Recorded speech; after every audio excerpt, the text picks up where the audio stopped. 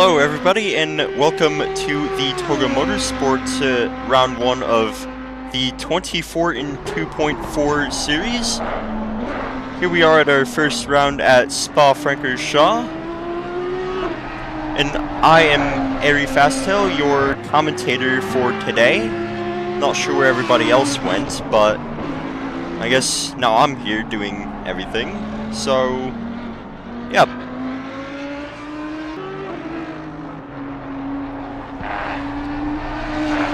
Kicking off today is our free practice session. Looks like 5 minutes to go for that.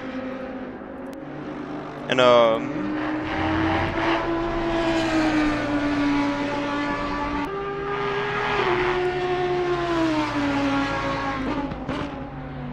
it appears that nobody's really set any times quite yet. But as the session goes a little bit more forth, we should see some time starting to come in.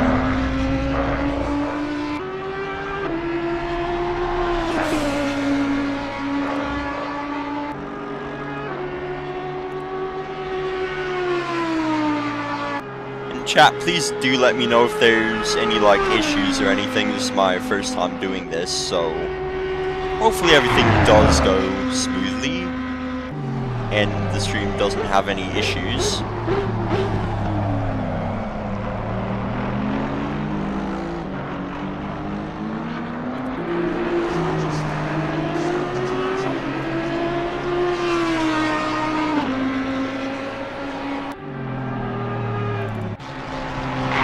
It looks like our 159 McLaren driven by Jay Martins has set our first valid lap of the session.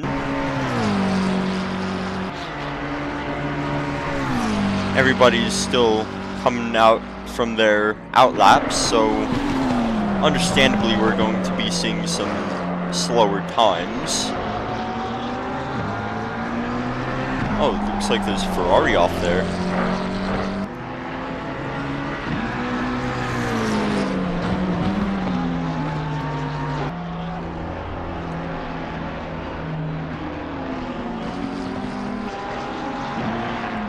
Looks like we've just had a McLaren set a 217.9 on track here. It's the number 998 McLaren, driven by A. Kuzmin.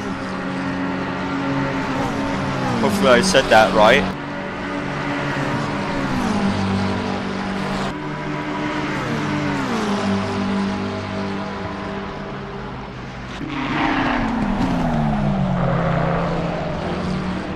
Looks like our practice sessions are already seeing a little bit of track action here. We have a McLaren making an overtake.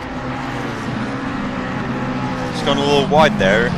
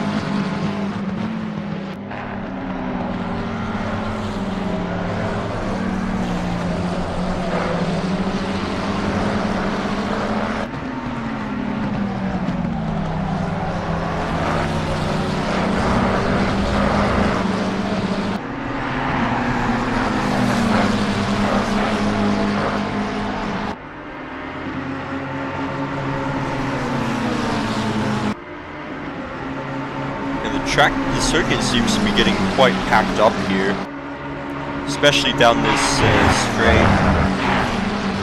Looks like there's a Ferrari off track. Here comes the McLaren down the inside, and he gets by.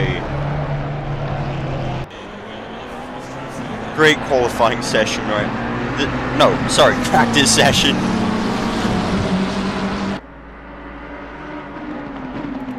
Hi, Pete.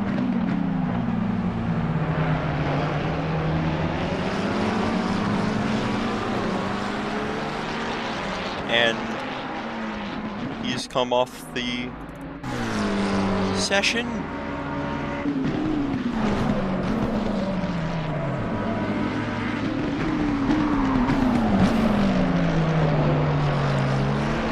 want to see an onboard.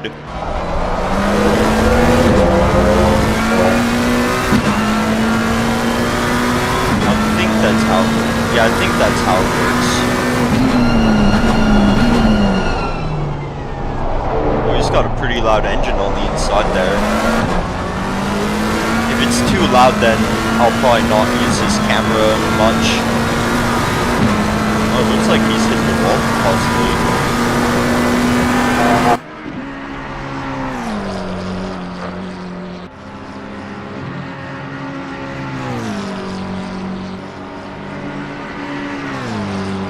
Yes, our number 10 McLaren has set a new fastest lap of the practice session.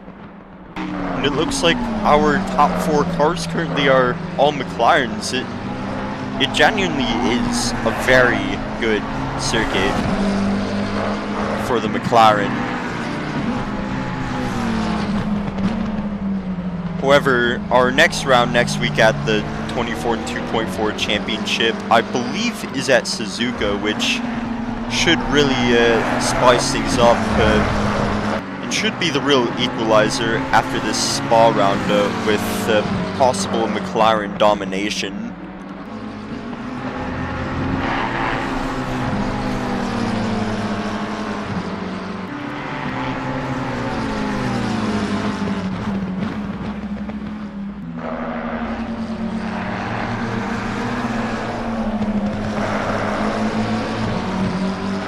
That's the correct screen, actually. Just realized I was on the wrong one.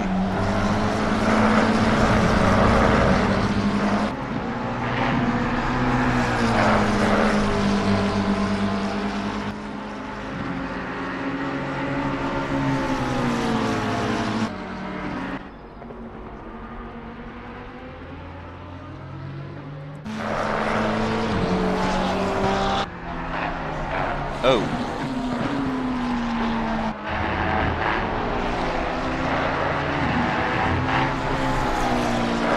I need to check one thing really quick before we dive into our qualifying session.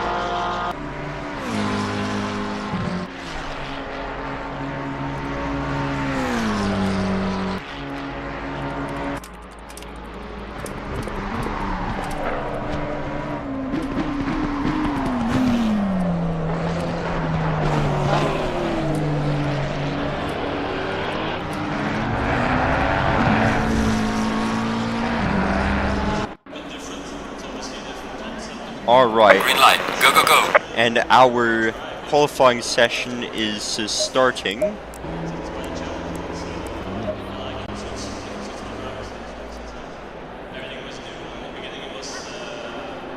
And already we have lots of cars exiting all at once. Things are going to get real tight here in the beginning stages of our 20 minutes qualifying.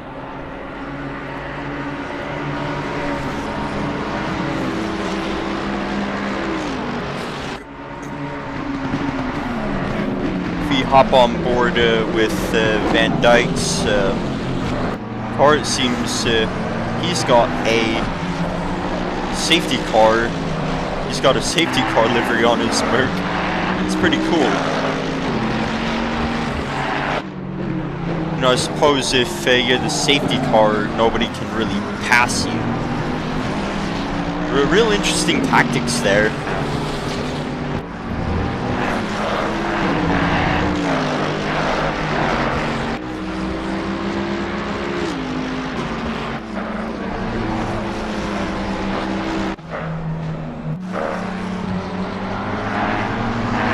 Now, if we hop on board to our currently in the front of the pack car 998,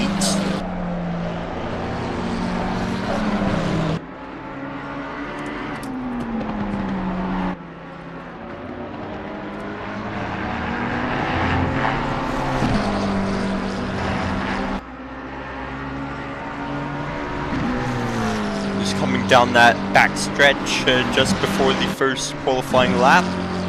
Seems our track grab is currently fast, so the track over time is obviously going to increase grip as more cars are going around it.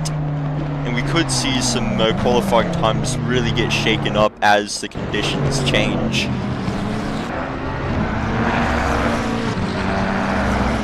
And here we go, starting our first qualification lap, our 998 McLaren.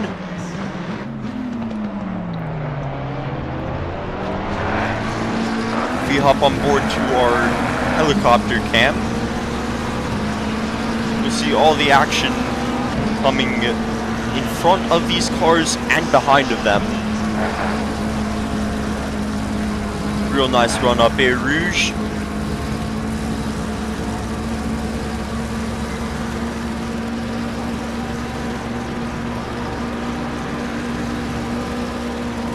So I was finishing my water.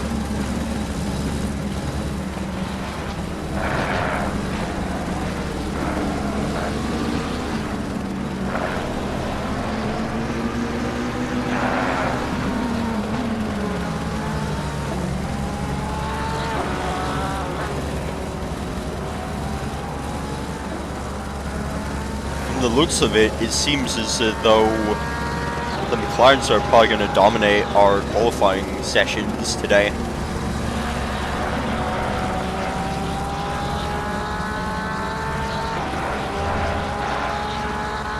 Staying those two high-speed corners very nicely without a hitch.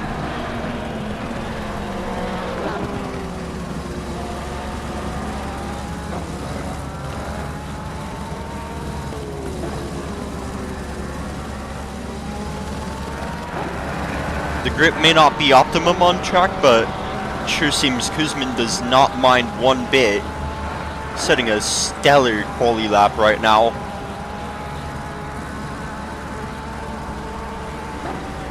I think he's putting a major gap on top of the car behind him.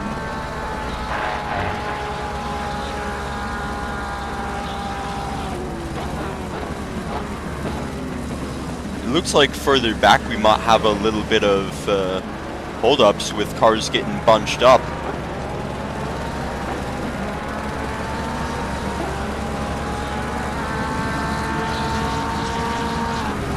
And our first qualification lap completed by A. Kuzmin, number 998 McLaren, a 2:16.9.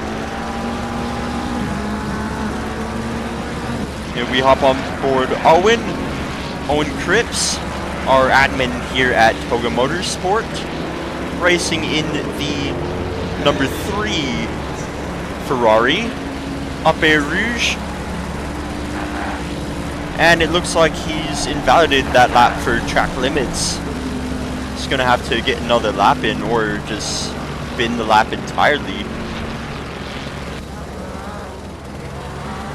Oh, that was a close one. That Porsche needs to be careful. Speaking of Porsche, it seems there's only 2 Porsches in this entire race. Driven by our Sager's number 291 Porsche. And we've also have one other Porsche, the number 22, driven by Klimenko. Sorry if I got that wrong. Yeah, the bulk of the grid seems to be a lot of Ferraris and McLarens.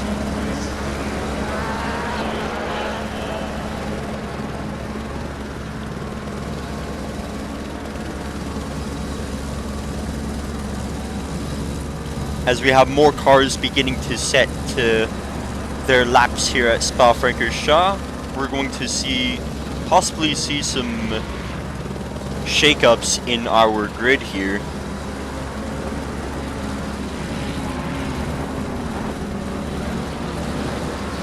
And what's this? It looks like we have a Bentley on track. A pink and blue Bentley. And is that a BMW?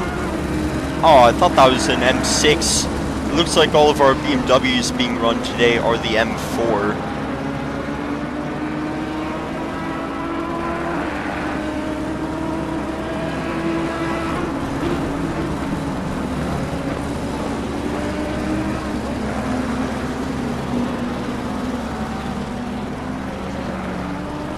As far as our car variety goes, there's a lot of 720S Evos and 296s on the circuit, but it seems we also have a couple of Audis, a Mercedes-Benz, a Bentley, even an Aston Martin, which isn't the best vehicle at Spa, but honestly, props to our silly man here, or so his name says.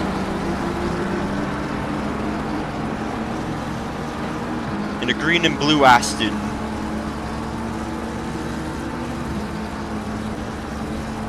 And honestly, even though the Aston has really been dropping in performance lately, I still give major props to those who do drive it, because I honestly find it to be still a very solid car, especially for a beginning driver.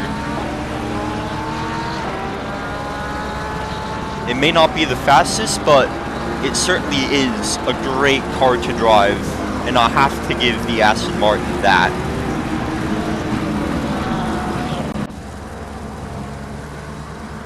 If we hop back on board our currently leading in qualifying McLaren, it seems that our track is now of optimum grip, so our lap times should increase just a little bit. Getting a valid qualifying lap in is very important here at Spa.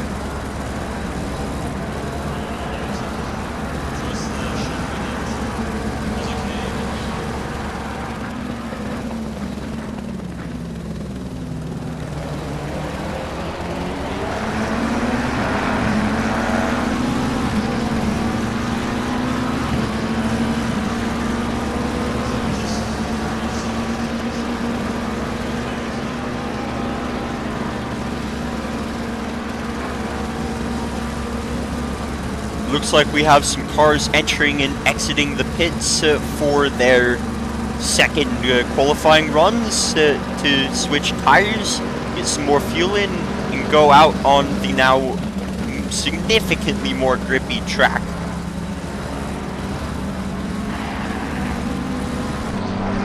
If we switch our view cam to,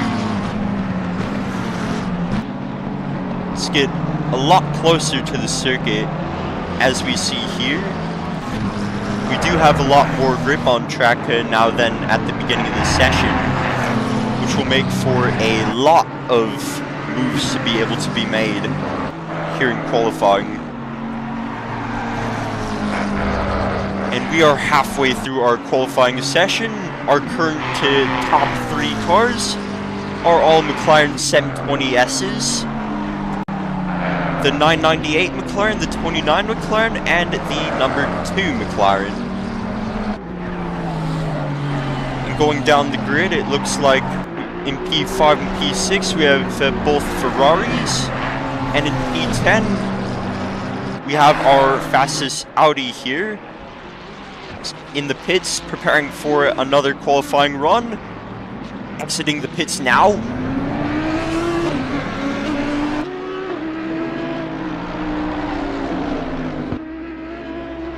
And as the Bentley goes up Air Rouge,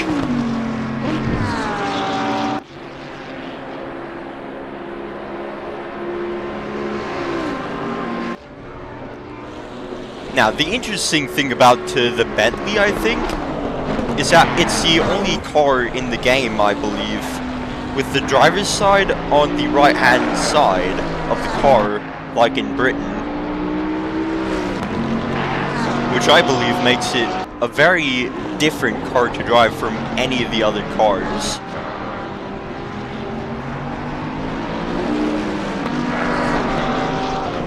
And it's a very interesting livery. It's got the very vibrant colors, the blue, the pink.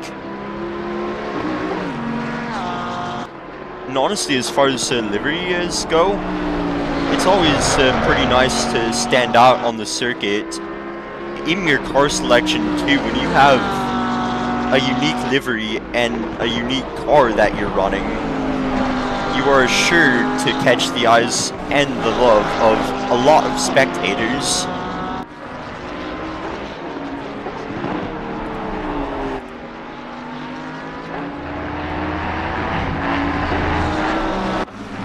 go back to our McLarens here. Seems our qualification times are starting to shake up a lot more, and now all of our top 5 cars are McLarens, and the Simb9 Audi's been bumped down to P13 so far, but there's still 7.5 minutes left of qualifying, and anything can happen. We still have the rest of the qualifying session and the entire 2.4 hours of non-stop racing action. Now with this packed of a grid, I feel like there could, if drivers are not careful at the start, there could very easily be a red flag scenario, in which case the race is stopped and all drivers must safely and slowly make their way back to pit lane for a race restart. That's what they say, at least. And it is what happens.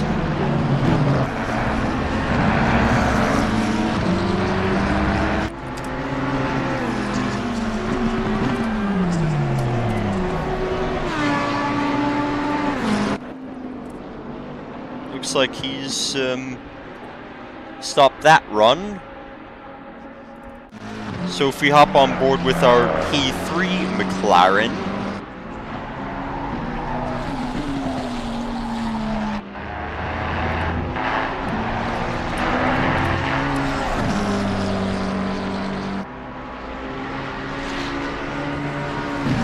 he's coming down the back stretch, seemingly on a it's an invalid lap. My bad, guys. Let's hop on board with our current P4 McLaren. It's a very yellow one. And it's an Evo.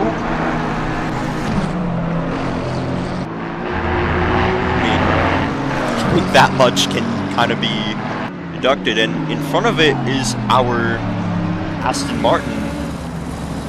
Come down that wide, pretty tight bend there, and through that high-speed corner.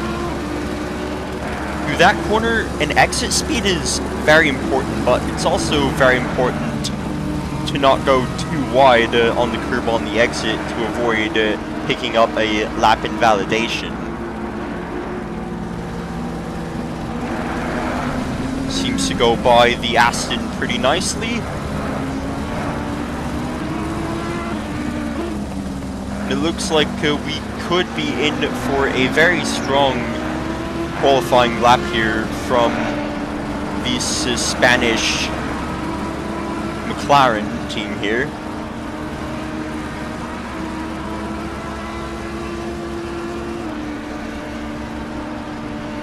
The McLaren is just such a good car here.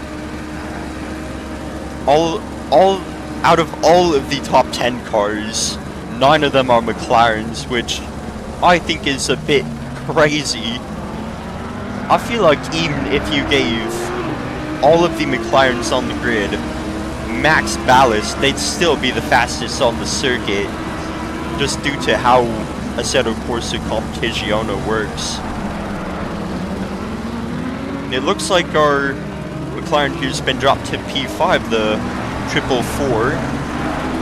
Now back onto our lead car here, taking it wide for the highest speed exit to start another qualifying lap. Current session best is a 2:16.7, which is a very, very hard time to topple, especially on a circuit this long where every corner has to be perfect. That's the real struggle about Spa-Francorchamps, especially qualifying. You have to nail every single corner perfectly in order to get that 2:16.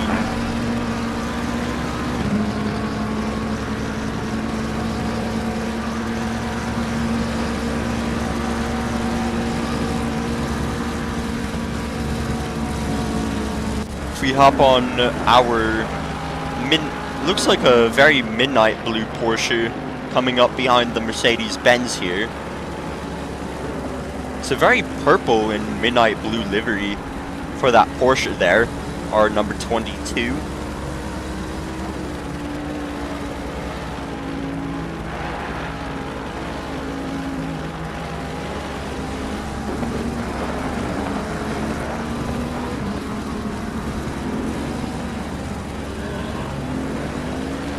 He's coming through the chicane here for another qualifying lap.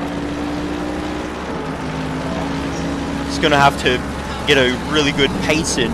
All the drivers here are going to have to get really good qualifying pace here if they want to go for another lap. And it looks like right behind the Porsche... Oh. My bad. I think I did something. But yeah, right behind our Porsche is... looks to be the 888 Ferrari, which I think could be our final car across the line for our qualifying session today. But it all solely depends on how fast you are around the circuit in order to be able to get that last qualifying lap just as the timer is ticking down to end.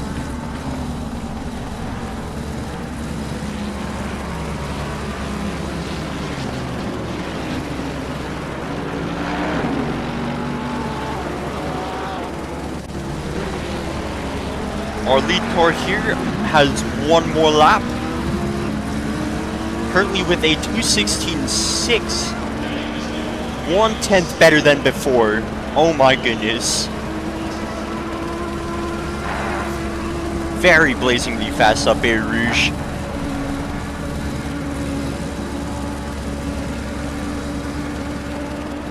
And his qualifying time currently a 10th faster than his best. Could be looking at another new best for this qualifying session as it comes to an end. And now he's saving 2/10 here.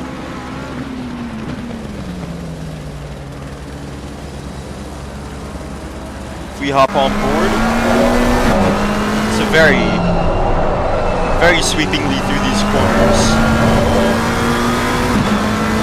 Right behind the Ferrari of Owen Cripps. All these drivers are getting onto their final qualifying laps as the qualifying session starts to come to a close in 5 seconds. And just before that timer ends, it's our number 888 across the line, so seems to be our last car to be coming across the line.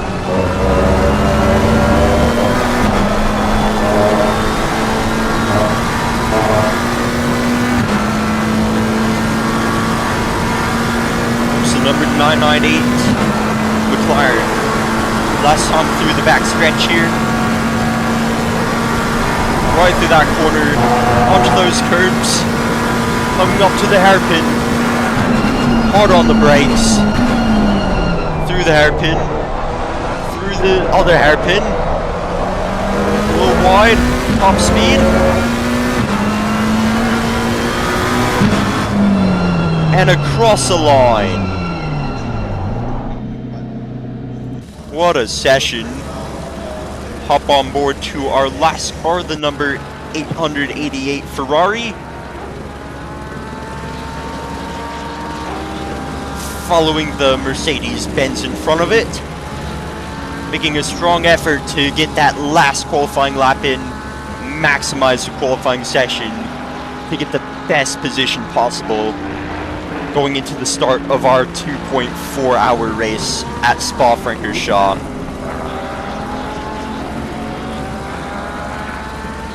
Last time through these curves here.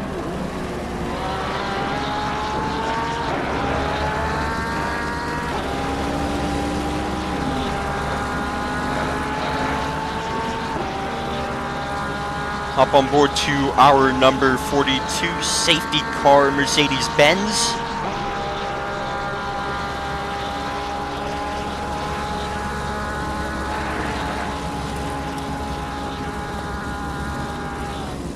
Alright.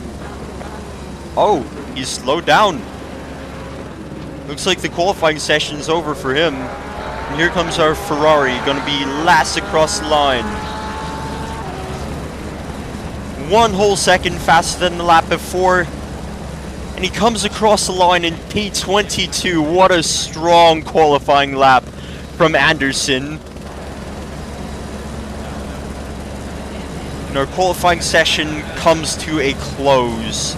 Looks like our top 6 cars, all McLarens, with our first car besides a McLaren, P7 in the Ferrari 296, I believe. That seems to be a 296. Nobody seems to be running the Ferrari 488 anymore.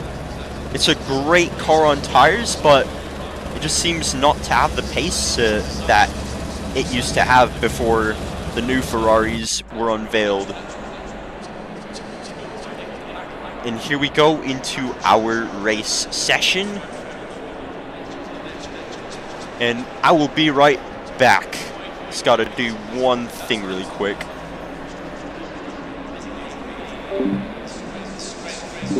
No, that's the wrong button. My bad. Be right back. Commentary will resume shortly.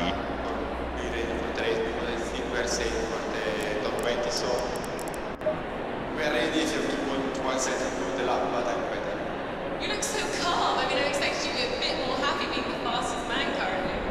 Because it was 1 hour ago, so now I'm calm. It's good, but it's 24-hour race. So.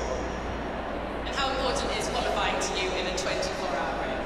I mean, it's not really important because it's 24 hours, so just start 40, but important for the first 3-4 hours to be out of the mess, so it's quite important, and it's always nice to be in front of everyone. All good so far. Let's see you keep it up. Thank you. So you're currently P15. Do you think you can go faster than like qualifying? I think you can. I hope so. First shot we did was okay, but we had a bit of traffic and could have been better. And we changed everything in the car for the second one. It wasn't really an improvement, so we couldn't improve our time, unfortunately. So now we try to brainstorm how to put everything together. We have a good car, but I said we just have so much experience in these running times. So we're trying to put it down. We have one more shot to go.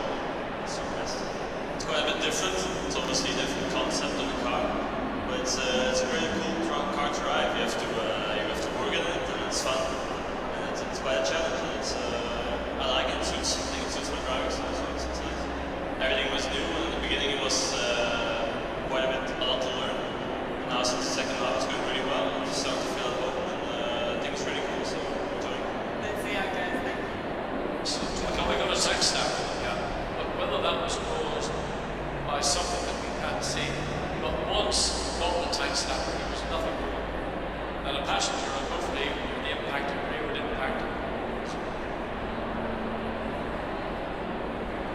Now, I mean, an impact like that is just jump over prior to 10 days. Your body's gone through a trauma. So, knocks the capabilities, that's the thing that really is. So you're sitting there, got the ability to inhale. Team have spoken to come on the radio and stand everyone's left car. That's the impact of that. But I say all the stuff around the rear of the car is designed precisely.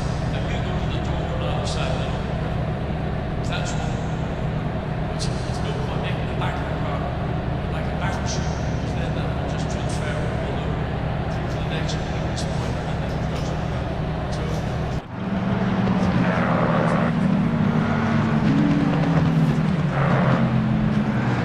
Alrighty, we are back and live with our commentary, beginning our formation lap.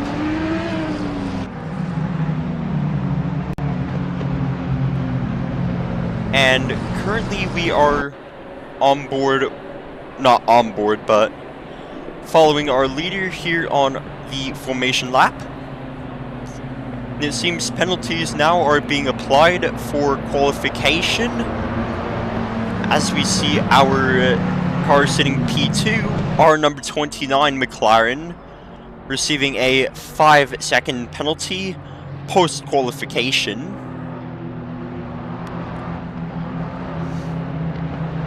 which might end up hurting his standings on the first pit stop of the race. Because 5 seconds lost, whether you know it or not, can be very brutal to your finishing position.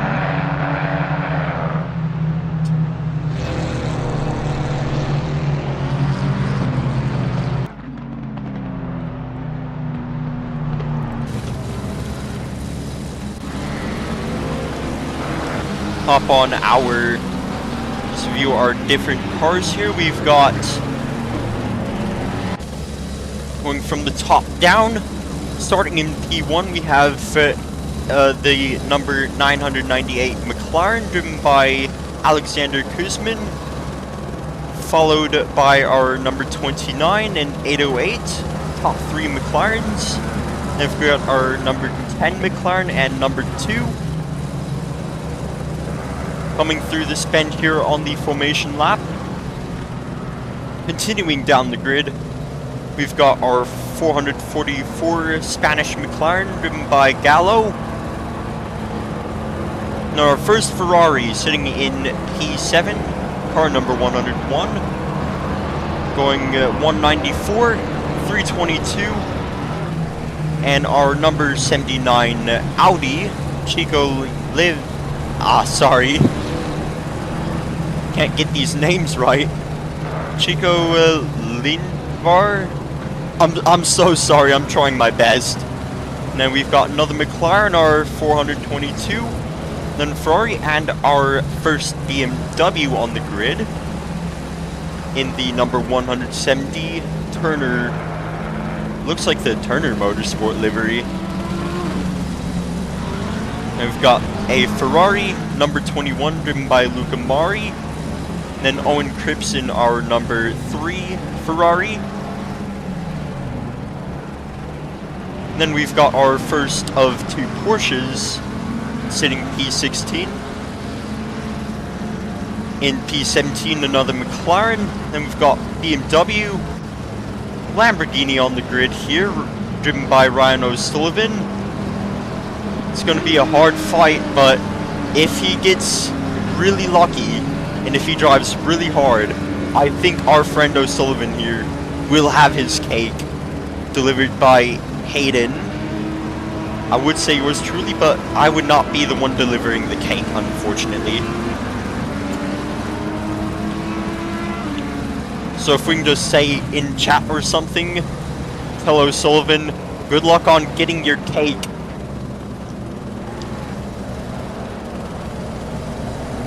Then further down the grid, ooh, I'm taking a while. They're just about to start the race, coming down just before Eau Rouge. So continuing down the standings, we got 2 more Ferraris, some more we have 2 cars, some cars starting in the pits. Now I have another McLaren, our number 51, then another Porsche. And further down the grid, a Ferrari and our Mercedes-Benz safety car. And we've got some more McLarens. Further down the grid, we've got our Aston Martin on the grid, number 77, sitting P30.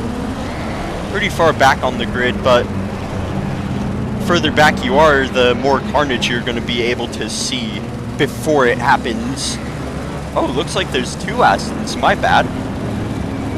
We've got a pink one and another one, so here we are, starting the race here. Green light, give it all you can. Get on our leader, green light, lights out, and away we go. There they go up Eau Rouge. Hard down that stretch. Seems no incidents down Eau Rouge. Looks pretty clean for the most part. Our cars starting in pit lane are now leaving to begin their race.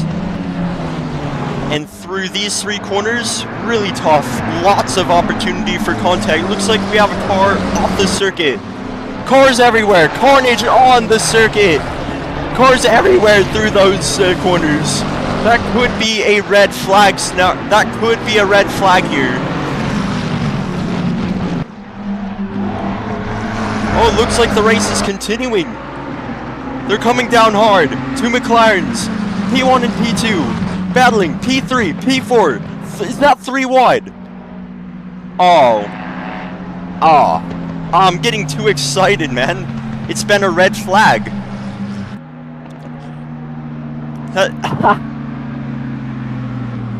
Yeah. Let's try to find out what happened there. If we go back a minute on the replay, from this car, they're coming down, turning in, just all these cars turning in. Before it goes off, another McLaren seems to spin out. Oh, it's just carnage through those several corners. Real big opportunity for lots of things to go wrong. It's just carnage. It looks like a bumper car circuit through here.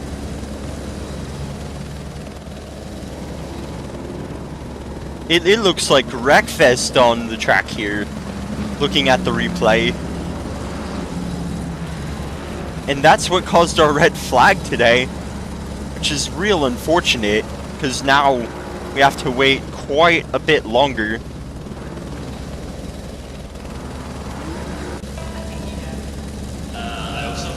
So now we have our cars slowly entering our pit lane here. Before the stewards review exactly what happened, there's just so much carnage on track that not even I could tell what was happening. It was going smooth through Eau Rouge, and then before you knew it, it was just carnage. It looked like bumper cars.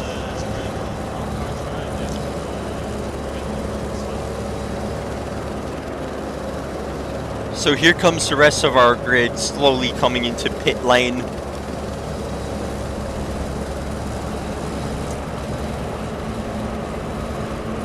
So we're going to have a few minutes while our stewards at TOGA Motorsport review the incident and apply any penalties accordingly upon the restart.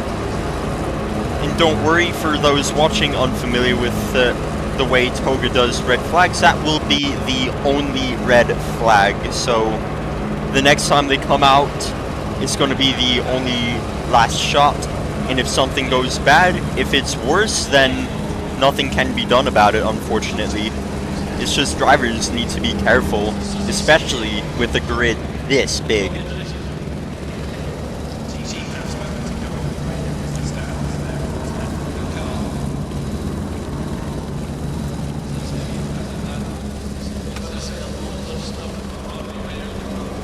So we might be sitting here for a little bit.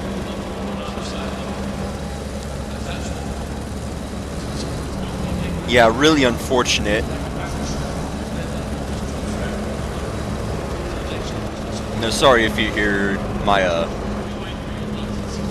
fork into my plate. I just went and got lunch. Mashed potato and green beans. Pretty good. And what about the night qualifying? Are you worried about that? No, I think we are wrong now. And also here I've got this just massive bottle of water.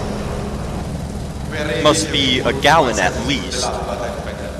You look so calm. I mean, And I think this whole gallon of water is going to be empty by the time this race is over. There's going to be so much to commentate, so many cars, so many track battles to be had. I mean, it's not really important because it's 24 hours, so you can start at 40, you can quick, but for the first 3-4 hours. Alright. And we have our race restart getting set together. All good so far. Let's see if you can keep up. Thank you. So you're currently P15. Do you think you can go faster than night qualifying? I think you can. I hope so. First shot we did was okay, but we had a bit of traffic. And, Should I go through the grid again? Chat, do I need to go through the grid again? Just to make sure everybody knows what cars are on this circuit. Lots of McLarens. Right, so since we actually have time and I'm not out getting food for myself, we can kind of go through the grid again. Our pole sitter, if we restart our thing, we've got our 998 McLaren in the lead with the... Oh my goodness, I am spacing out trying to think of the right words to say. I'm so sorry, guys. Yep, so our 998 McLaren here has set the pole lap with a stellar time of 2:16.7, or was it 0.6? Something of a mid 2:16, which is incredibly fast around Spa. He might as well be in a Formula 2 car with how fast he's going around this circuit in this McLaren here. Very strong car. And then going down the grid, all of our top 5 cars, all McLarens here. It seems like we have an empty space here where next to the 2. Seems somebody's been disconnected from the server. Wonder why. And then our P5, the 444 McLaren, and in P6, first Ferrari on the grid, car number 101, Jason Pooley, going down the grid, 194 and 322, both McLarens, and sitting P9 right now, an Audi. Very brave car to drive around a circuit like this for so long.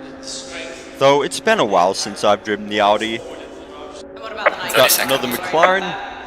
And 30 seconds, our second and last formation lap will begin as our cars here finalize their setups, check fuel, tire pressures, make sure everything's right, especially with the last chance being this one. You're not going to have another chance, so you want this chance to be as perfect as can be. And then further down the grid, we have another McLaren. Oh, and we have another Audi that didn't hit drive, starting in the pit lane. And we have our number 170 BMW M4.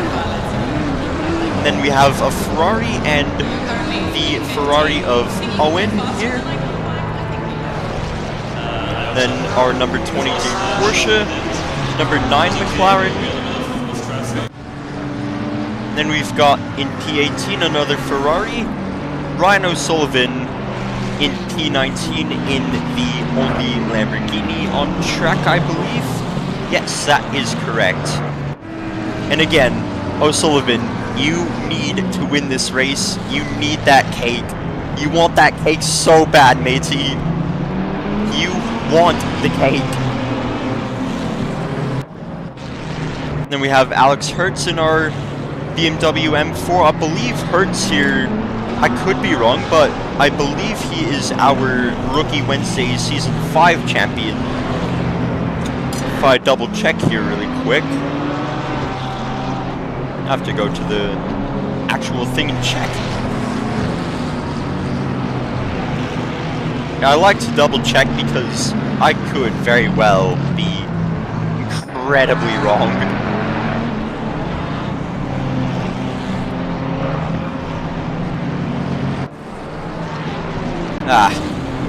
No matter. I'm getting very confused right here. I'm confusing names left and right. I should stop doing that.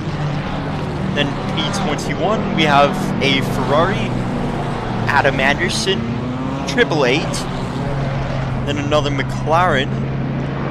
This would be... I'm not sure what country that is, or if that's just a design on the car, but according to the team seems to be Dutch, so I suppose we'll go with that.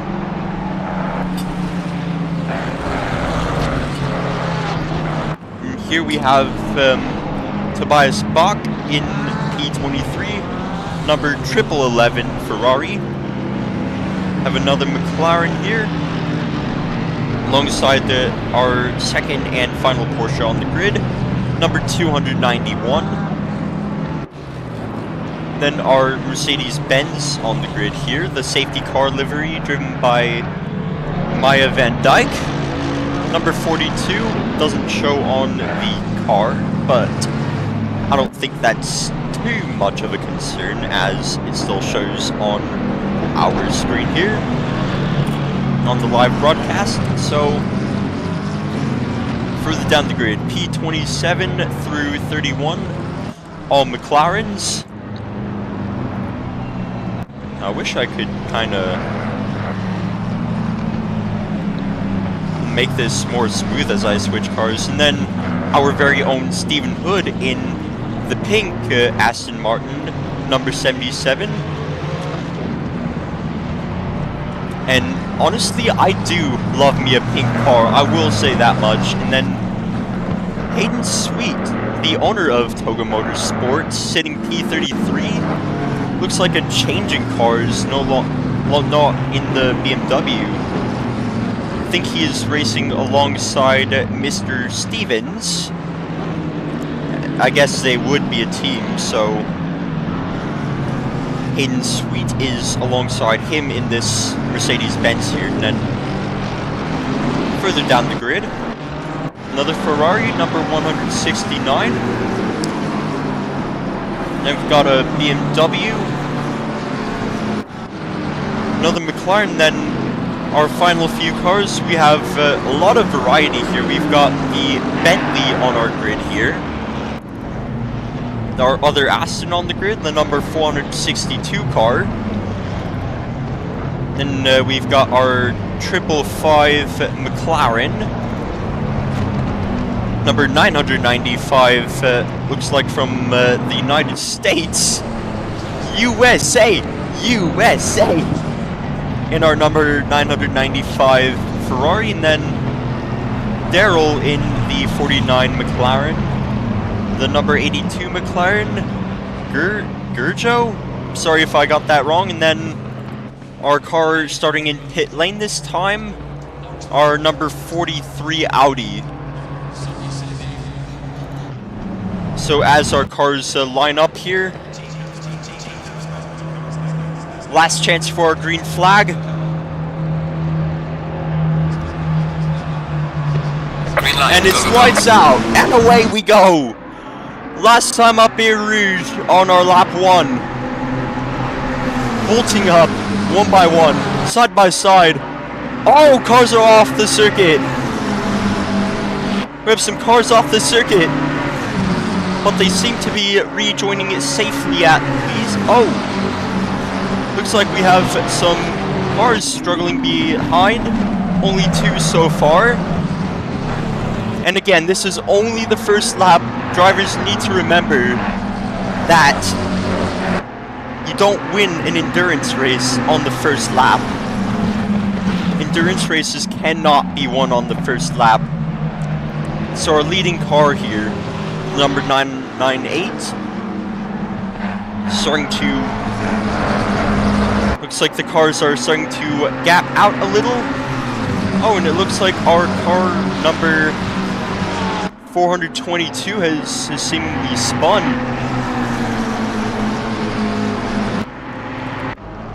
If we go back, let's see what happened.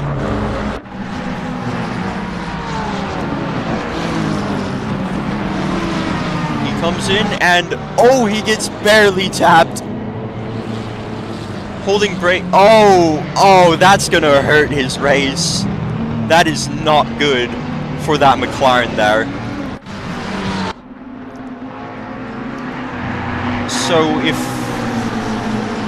So catching up back to our live feed in just a second there. Looks like our 998 still has a comfortable lead, being fought closely behind by our car number 29. Yeah, currently all of our top 6 cars, all McLarens. My bad, top 5.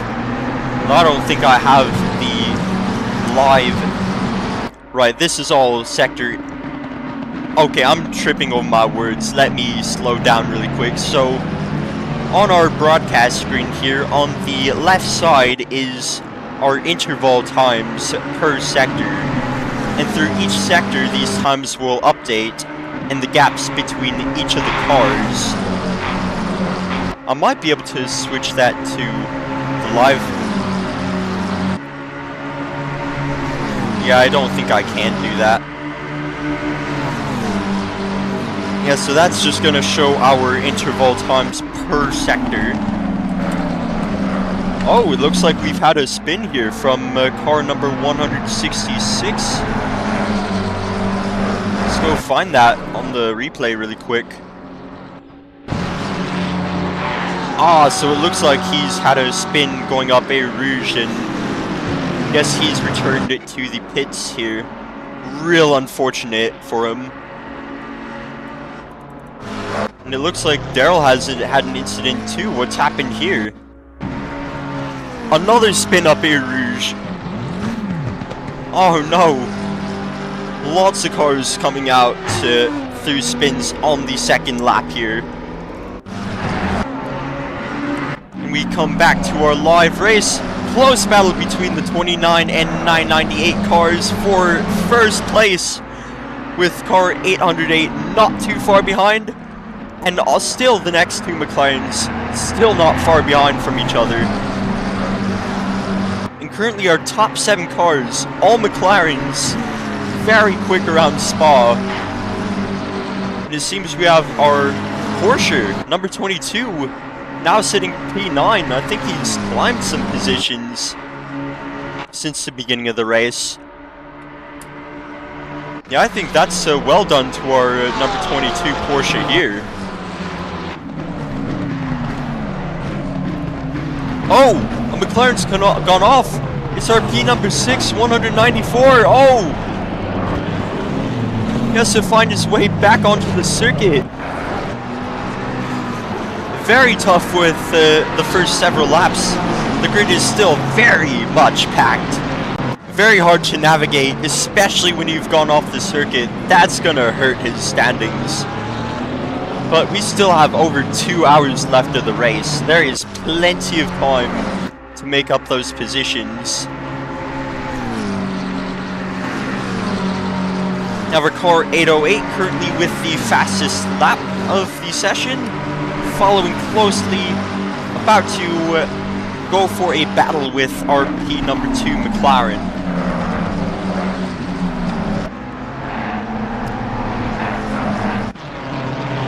Oh, looks like farther back on our around P. Oh! The car number 21 spun! Battle for P10! And he spun out! Oh, this guy's gonna have to wait for these cars to come by. That's gonna hurt. Real unfortunate circumstances. It's so unfortunate to spin on these on the opening stages of the. Oh no! Luca Marie is struggling to get the car back on the circuit. Oh, that is so unfortunate. Coming back to our, looks like the gaps in the lead cars are starting to widen themselves as all the vehicles get themselves situated. Pressures all correct. As far as track battles go, we have a battle for P13. Car number 51 following very closely behind 152 down this back stretch here.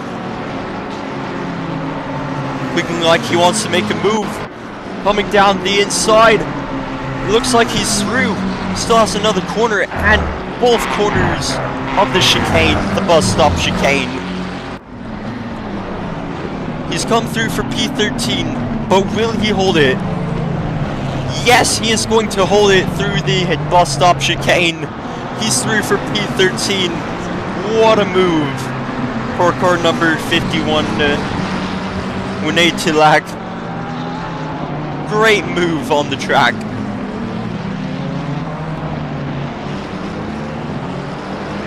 Let's see, we also have battle 888 now going on 152. The very purple McLaren. Up Eau Rouge, looks like he's also through. Coming through for P14 very comfortably. is our number 888 Ferrari, driven by Adam Anderson.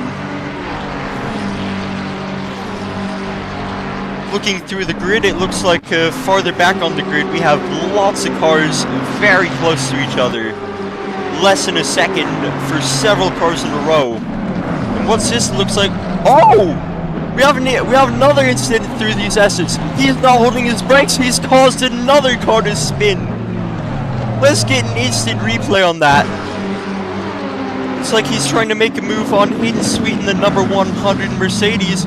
He spins. Looks like Hayden Sweet is the one who benefits from this, as two of the McLarens fighting him are now out of contention for that position there.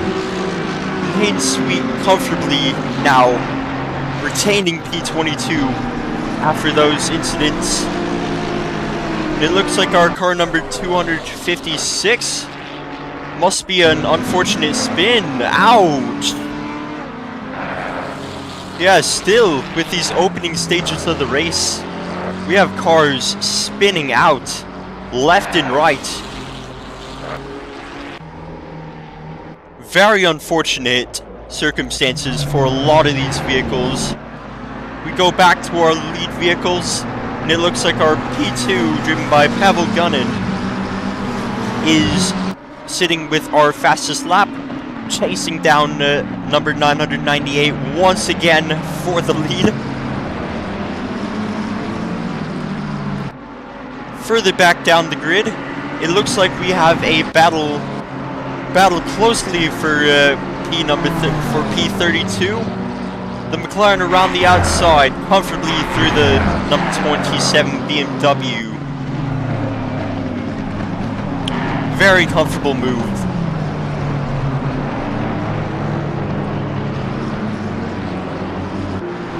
And coming down more, with cars getting very close to each other down that first hairpin each lap. That hairpin is a very rough one, especially with a grid this packed. One driver can miss his braking point and cause possibly 2, 3, maybe even 4 other cars to lose lots of time. And coming through these corners here has really been a struggle for a lot of our drivers. Lots of spins, lots of contact through these corners. And it looks like these two Ferraris and that McLaren make it through pretty cleanly. Oh, and it looks like our car number 19's had a spin. Yeah, right up in Rouge. Massive contact into the wall. Very unfortunate. The first sector seems to be the absolute hardest for all of our drivers here at Spa-Francorchamps. Oh no, he's spun again. I think number 19's race is kind of over. But still, you still have over 2 hours left in the race, and anything can happen. Absolutely anything can happen. And this number 19, struggling to take it back, could very well come out of the pits with a freshly damaged repaired car, and possibly come in for maybe even a top 20 if diligent enough. Coming back further up the grid, it looks like we have cars close by, close together, coming through our hairpin once again. And it looks like we have a close battle coming up, beginning to come up Air Rouge. Very close down this straight. One car is going to get the speed advantage over the other.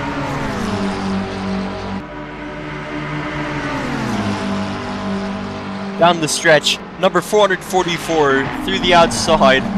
Looks like he decides to wait for his move, as this has proven to be very dangerous corners to overtake through. It looks like we have a change in position. This BMW number 170 and car number 22 are Porsche for P8. close battles up the grid. Now, I do have to say, comparing the BMW and the Porsche here, the Porsche is a significantly smaller car than the BMW, which in ways can come to advantage. You have a smaller, more nimble car that is admittedly much more prone to spinning if you're not able to tame the beast. And what's this? Further back the grid, we've had a spin from our car number 49, Daryl. Looks like another incident coming high speed up Eau Rouge. Massive contact with the wall. But still, he's able to quickly recover his car. And he is going to keep going. A lot of these drivers, some drivers might have one bad contact with the wall through Eau Rouge and Dillon and just give it up. Well, some of these drivers like Daryl, I mean, they'll have an incident, they'll brush it off, and they will keep going. And that's what I think I have to respect about a lot of drivers here at TOGA. They will not give up, no matter what happens to their cars. It's just incredible to watch some of these drivers struggle and still manage to shine despite horrible circumstances. And what's this? Looks like we've had some cars running wide. Let's see the instant replay here. Cars in between each other. Our car number 9 off the circuit trying to go... Yeah. Oh! He's gone airborne into another car. That is not good. McLaren further back. Car number 9 airborne into another car coming off the track. And it looks like we have 3 wide. 3 wide for position 14. Closely coming in through each other, through these bends here, side by side, 2 McLarens and a Ferrari, with another one not far behind. 4-way battle here. Coming 2 wide. Very, very close together. It's just a line, it's a train of cars coming through here, all battling for P14. And it looks like our car number 1's had a spin through Eau Rouge.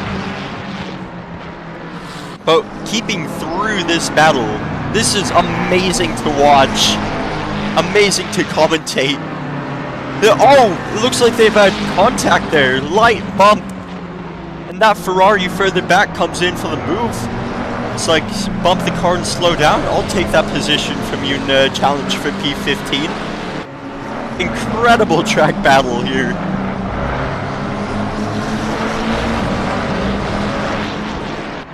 It's 4-way here. Just amazing to watch. When the cars don't take each other out, it's just amazing to watch all of these battles. It looks like further up, much further up the grid.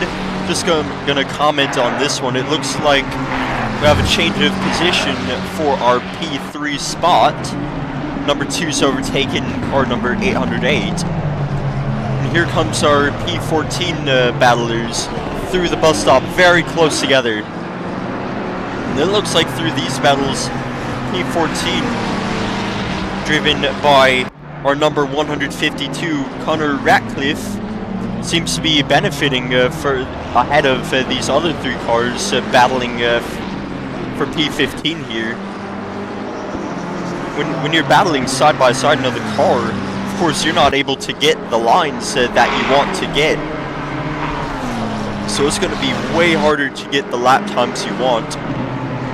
And coming into the night stage of the night stages of this race, cars are getting their headlights on, and we're going to start seeing a lot more of these cars with their additional lighting that they have chosen for their car. It looks like this one we have a very pink lighting on the windshield. Oh, he's going wide. And it looks like our car number 101, sitting P15, is now going to have a crack for P14 here. And it looks like further up the grid now, lots of position switches for our places numbers 2, 3, and 4. Still, our top 4 cars all within a second of each other. This far into the race, about 20 minutes into the race, our lead car is still this close. We're gonna have... Oh! It looks like one of our cars battling have lost it. What's happened here? Oh! Car number 144's kissed him and he's into the wall. Losing out on lots of positions here. Giving some of these other cars, however, advantage for position. It's now our battle previously for P14 is now going to be one for P13. And these are the opening stages of the race, but every position matters. Every place matters in the long run of the championship. And I think that's where a lot of this diligence comes from. A lot of these drivers not willing to quit. They have in mind the long term, the long race, the championship in mind. You can have one bad race and you can still come through for a podium position at the end of the championship.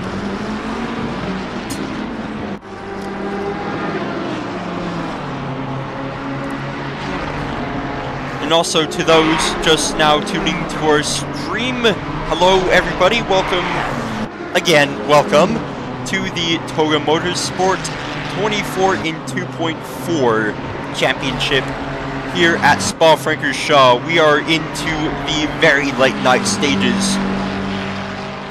Looking at the sky here, we have stars all over the circuit, and when it's not cloudy like this, you have opportunity. Yeah, you can enjoy just this beautiful night scenery of Belgium as you're racing, battling closely for positions.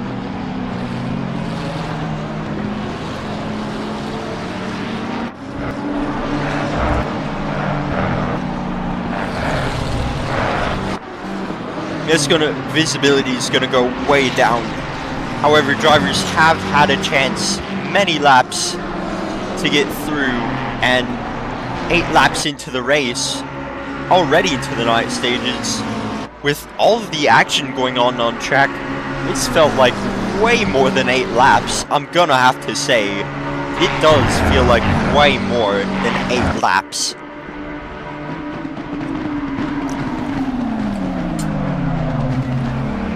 It could also be the fast time progression to compensate all 24 hours of this race in just 2 hours and, quick math here, 2 hours and 24 minutes. And I feel like some of these drivers do have their teams. I think notably some of our team drivers, we have George Stevens. It looks like he and Hayden Sweet have already drivers swapped it into opening stages of this race. On George Stevens' own Stevens Endurance Racing team here in the number 100 Merc, seems to be trying to chase down the Bentley, who has a 10-second penalty, although he does seem to be an entire minute behind our Bentley here. However, the Bentley does have a hefty 10-second penalty on it, which doesn't seem like much on paper, but once you go into the pits, you're losing that 10 seconds in the pits, which can be very brutal in terms of your finishing position.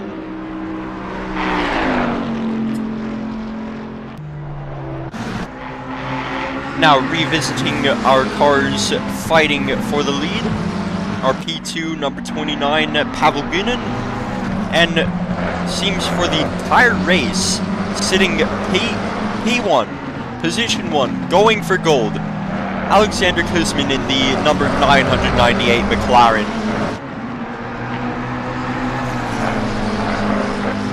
And I think it's safe to say that everybody watching this stream knows if you want that winning position, you are going to get that winning position. You just have to want it more than the other drivers on the circuit. Of course, maybe not entirely true, but whatever it takes, all of these drivers battling on the circuit, if they want a position, they will have it if they want that position more than the other driver. And they will do everything they can to go for that position. And that's just what's amazing about endurance racing, in my opinion, is that even though it's such a long race, the entire time, the entire race, you're going to have cars battling very close, side by side.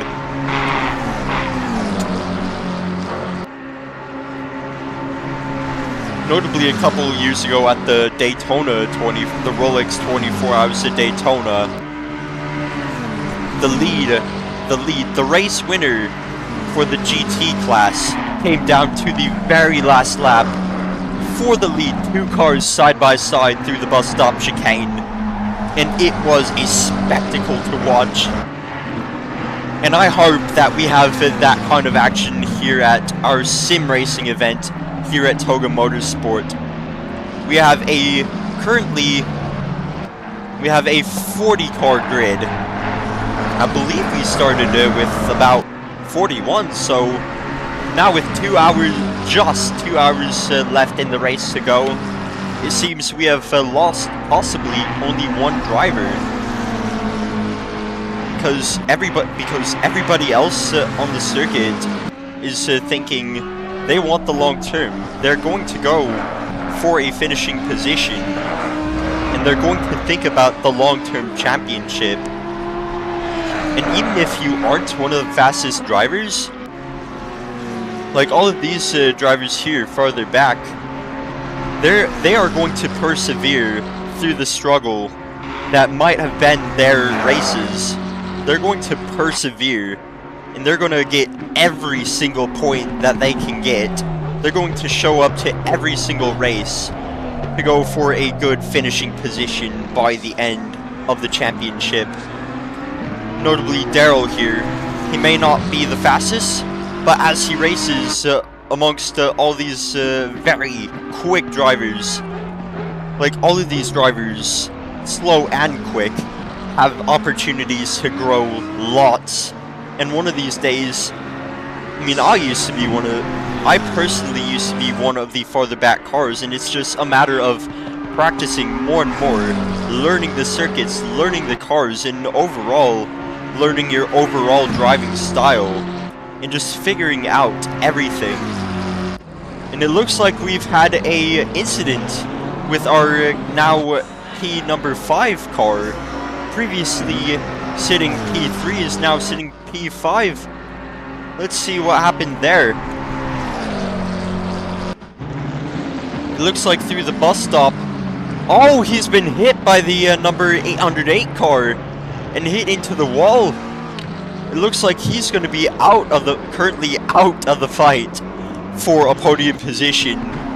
But I'm sure that our number 2 car, P5, Chris Tedder, is going to keep going.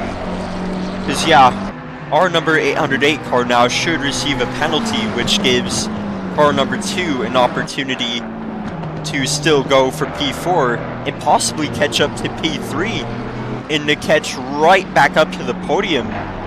But it's just so unfortunate when you take those hits, because at that point you have to make up you have to make that time up somehow, and you have to most important of all, you just have to keep your cool, because once you get that red mist surrounding you, you're not going to be as focused to the track, and you're going to start making mistakes. And that's what all these drivers have to keep in mind, keeping your cool through these endurance races. You just have to keep going no matter what happens to your car. Now if we go back to our lead cars, we have P2 car number 29, Pavel Gunnan, still chasing down Kuzmin for P1. 12 laps in now, just now clocking into 12 laps. Still racing, and our in-game time now, it is midnight here at Spa-Francorchamps. I think this track is going to be as dark as it gets. Starry sky, track lit up solely by the headlights of these other cars on the circuit. Apologies. But further back, just slightly further back now, still we have these cars here. P4 and P3 battling for P3, 808 and 43. Though for car number 808, we could very soon see a time penalty, which should, and going into our pit stops this race, it seems as though there's only one mandatory pit stop in the race, which drivers are going to have to think about interestingly. I mean, for a 2-hour race, and longer than 2-hour race, I think you're going to be looking at a 3-stop strategy, because your tires on average are only going to last about 1 hour before you just lose grip entirely. If we go way further back here, we have massive battle here. Right here, cars side by side, up and down the grid. Up and down. 6 cars, 7 cars maybe. Just side by side, all less than a second apart. Cars spinning, cars losing it. Still keeping it together. Oh, number 82 car here. Struggling to keep it together as he battles closely with these other cars. Positions shifting all over the place. Close together. 1 hour and 54 minutes left into the race. All of these cars very close together. Chat, what do you make of this? What does everybody make of this? Cars just closely together in these endurance races. Just battling position after position. It's these battles further back in the circuit, further back in positions that are just so exciting to watch. They're just so close together, fighting side by side, all less than a second apart. Each of them, they all want to go for it.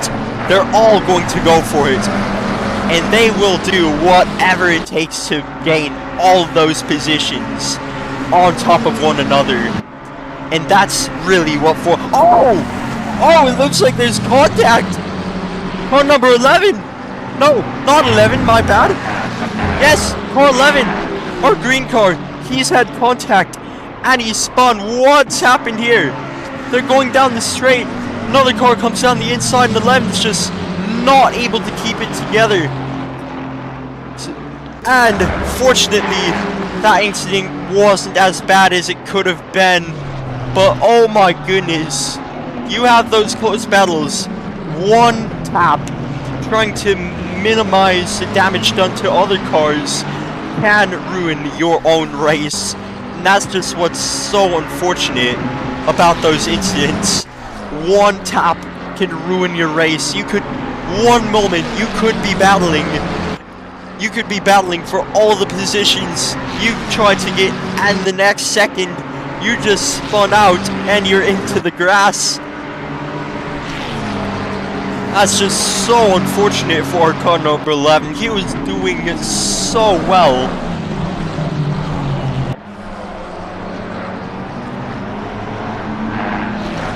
Going a little bit further back, we still have a massive battle for P19. Current P19, car number 322, the McLaren driven by Vladimir Pur. Again, sorry if I get this wrong, but we'll just go with Vladimir because I think I can pronounce that. So sorry. But yeah, you just have these track battles. It looks like that Ferrari tried to make a move but decided to back out. This wasn't the place through that high-speed corner. Car number 111, Tobias Bach, just battling for that position there.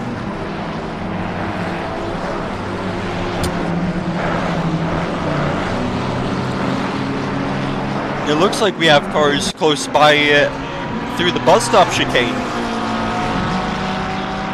It looks like further into voice crack. I'm so sorry. I'm just so excited by these track battles. We have just cars battling each other out for as many positions as they can get. And it looks like our crash number 11 is coming out of the pits. Probably repaired damage, but he's coming back into this race, head up high, and he's going to try to maximize this race for all he can get out of it. What's really unfortunate about those kinds of track incidents, though, is that it can really shake up all your pit strategies, because your car might receive mega damage, and you'll have to go in for an early pit stop and repair that, and that just shakes up all of your pit strategies, which then you really have to think about again, like, how much fuel do I need to get me to the end of the stint, the end of the race? Because not only is endurance racing a game of skill, but it's also a game of long-term strategy.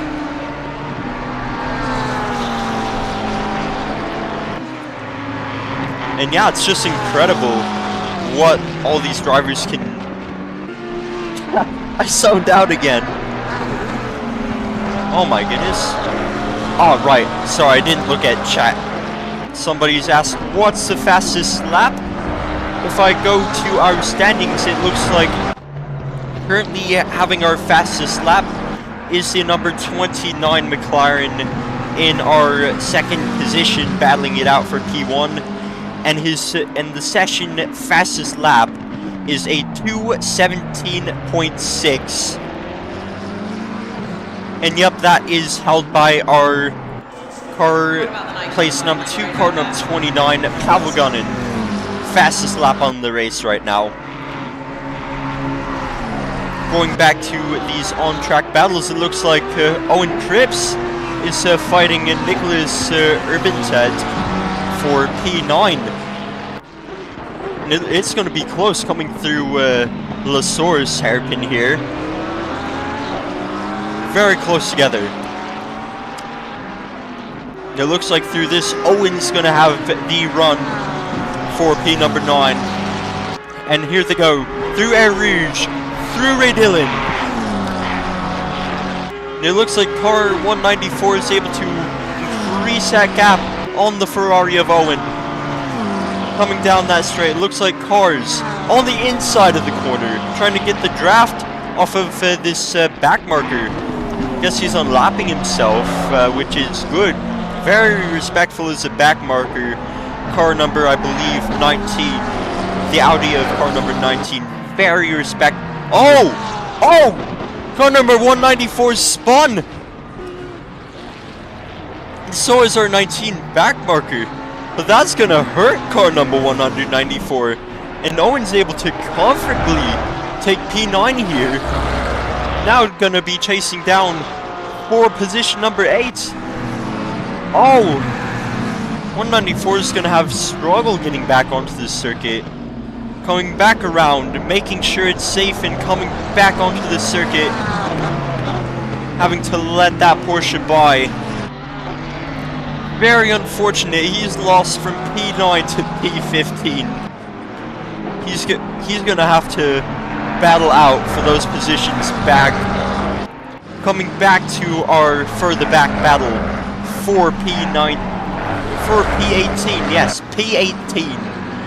Currently, this battle led by Adam Anderson, car number 888. The Ferrari, P18 once again. Looks like he has a 10-second penalty, so he's really going to try to stay ahead and make up as much time as he can to compensate for that penalty he's going to end up with coming out of the pits when he goes for a pit stop in this race.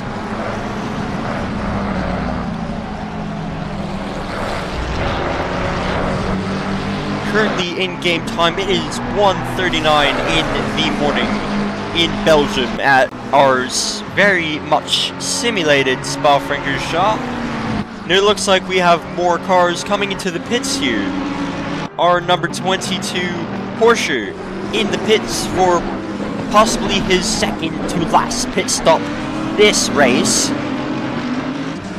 As we have more cars taking those positions from him.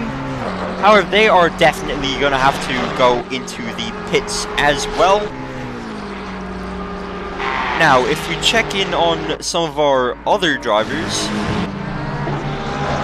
it looks like we have a very close battle here between P15 and P14 and 15 now, with so many cars diving into the pits now. So many positions are going to be shifting. So we're just going to see cars shifting positions left and right.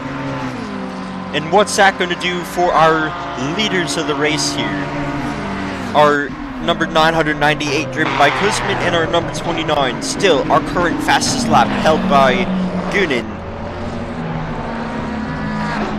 Cars coming through these chicanes. No, not chicanes, these just sweeping corners there. Very prone for lots of oversteer, lots of spins. And it looks like, unfortunately, our car number 9 here has a drive-through, so this battle between him and car number 15, driven by Gerjo, is not going to last very long, because car number 9 is going to have no choice but to serve his drive-through.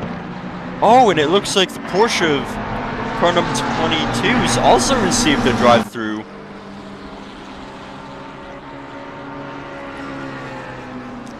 Is there some kind of... could that be some kind of bug with track limits in the pit lane? Or are these drivers actually picking up drive-thrus for speeding in pit lane or track limits?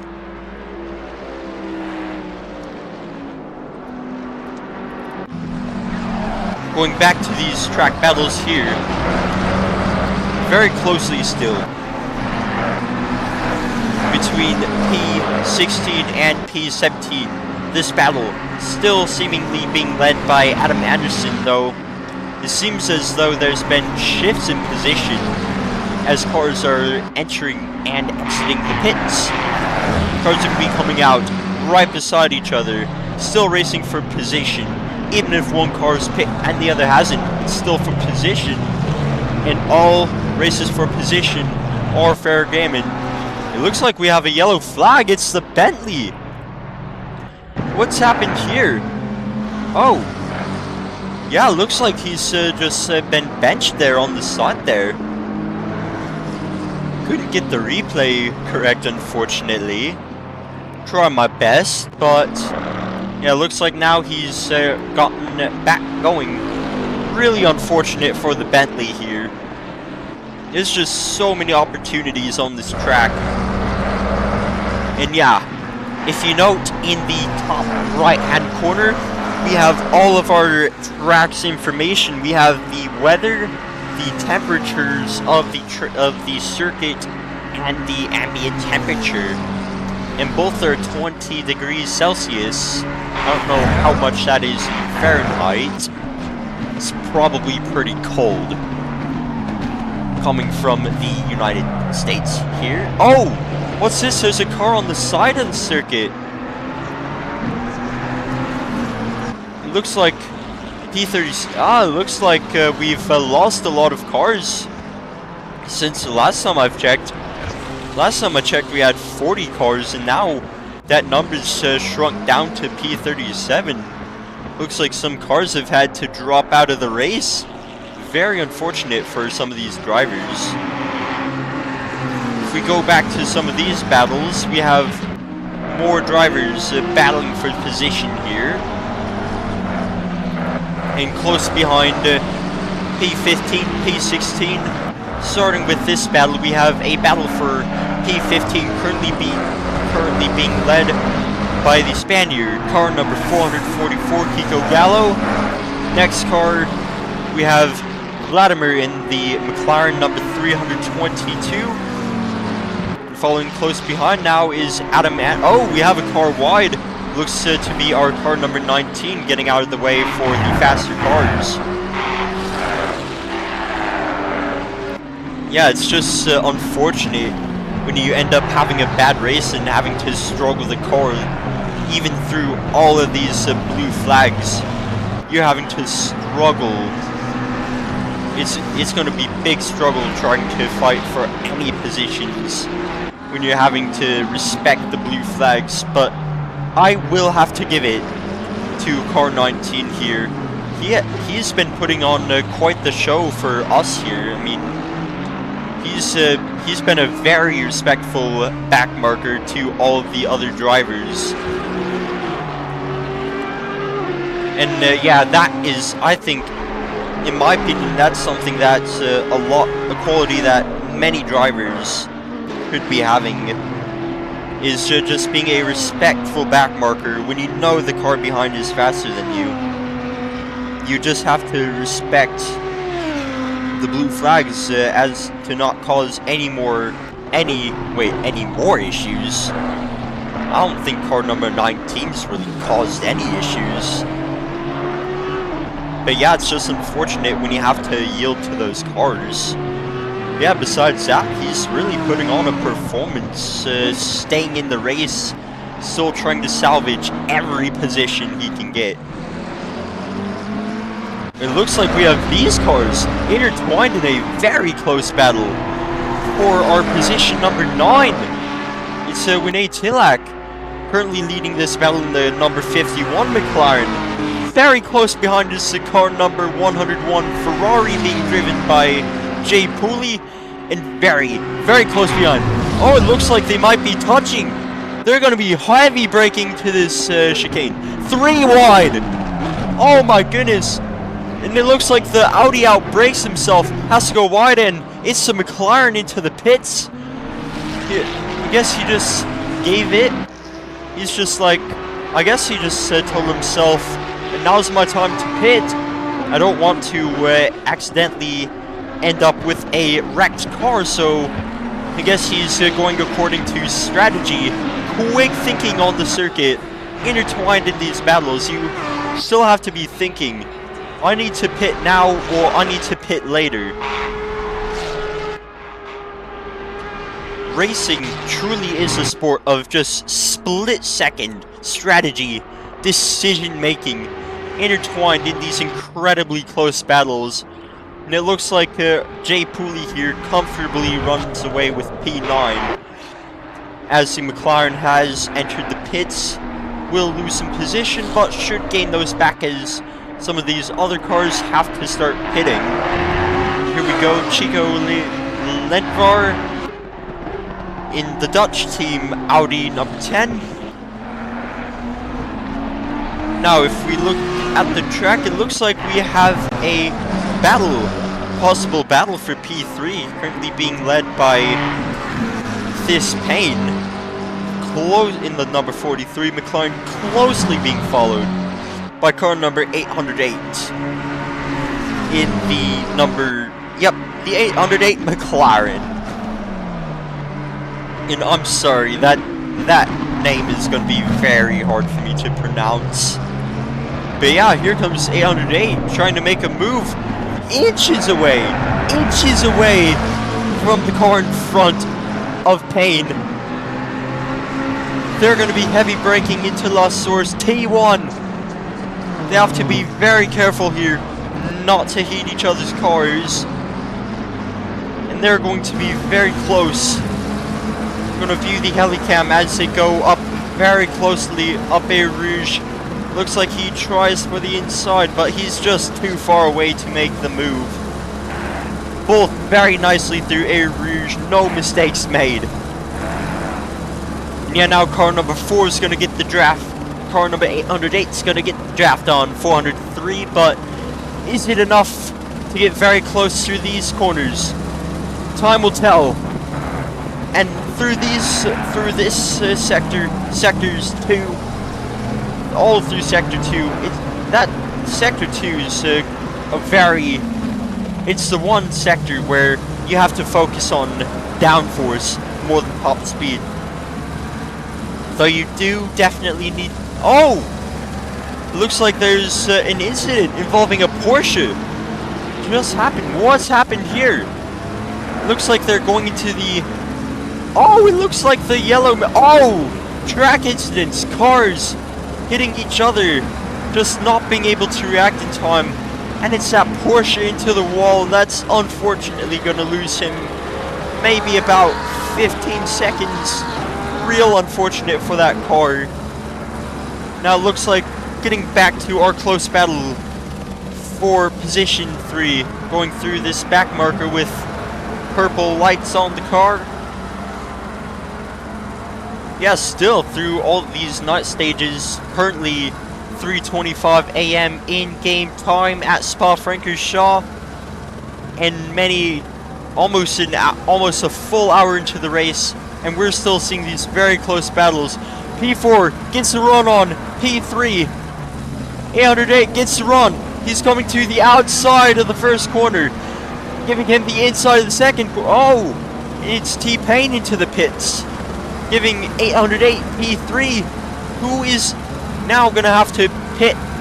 And depending on how these pit stops go for each of these drivers, you have to think about these pit stops here, because if you mess up these pit stops, whether you shut off the car in the wrong spot and have to wait 5 seconds for your crew to adjust yourself, you can lose 5 seconds. Or if you pick up a drive-through penalty, you are going to be losing so much time. You'll be losing about an entire minute just slogging through the pit lane. And as more cars come through the pit lane, coming back to these track battles on our TV cameras, shifting away from the helicopter camera, we have car number 14. No, that's car number 322. I'm so sorry. This race has just been so exciting. Almost an hour into it. Just such an exciting race. Battles for position happening left and right. And I think that is what truly makes endurance racing amazing. I think I've mentioned it before. Alright. I am going to try and configure something, but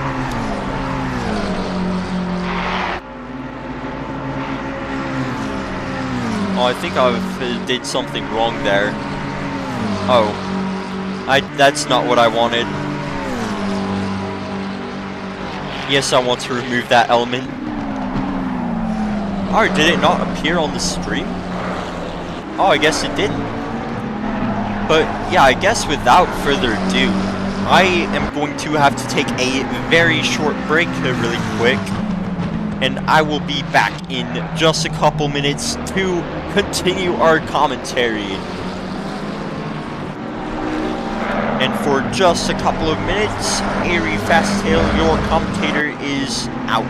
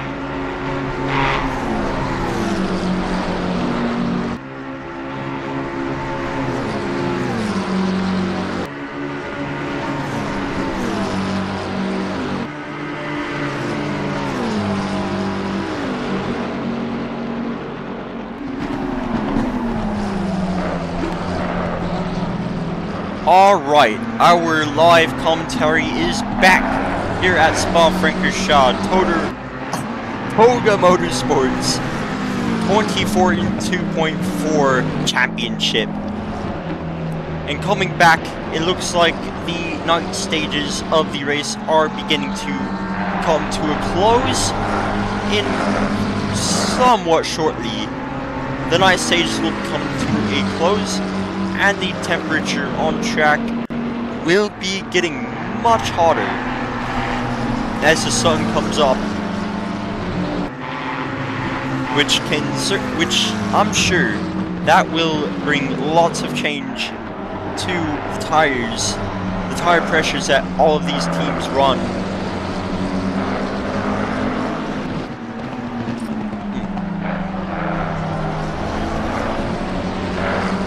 And for those just tuning in, I just went over it. Yes, this is the TOGA Motorsports 24 in 2.4 Championship, first round at Spa-Francorchamps, and in this championship, all of the races are 2 hours and 24 minutes, with time accelerated to simulate the time of day for a 24-hour race. In that short time period, there's also drastic changes on the track, such as temperatures, very quickly. So one moment it might be the very cold night stages of the race, and the next moment it will certainly be a much warmer track.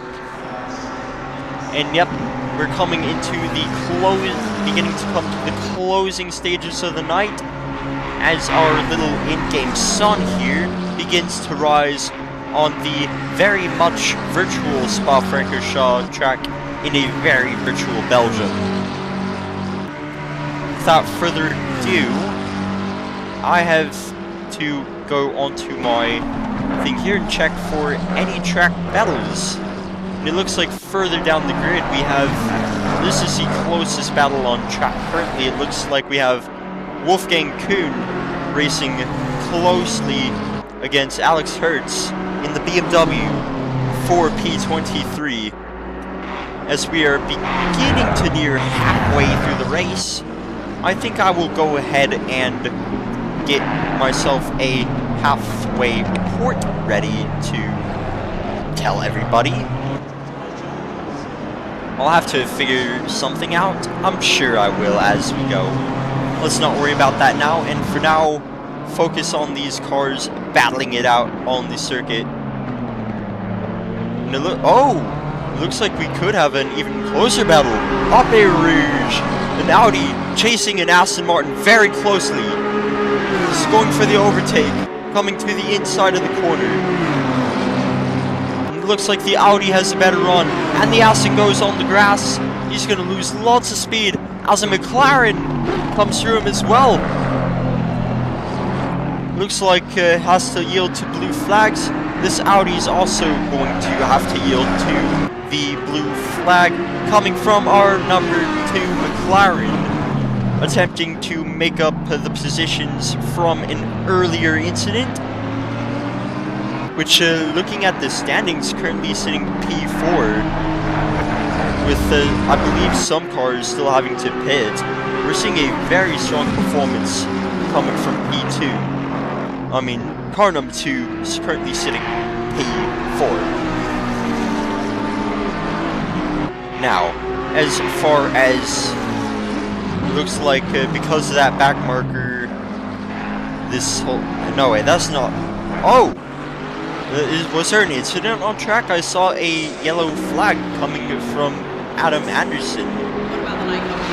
He seems to have just lost some time and is now being chased down by Stephen Hood in the pink Aston Martin Vantage GT3.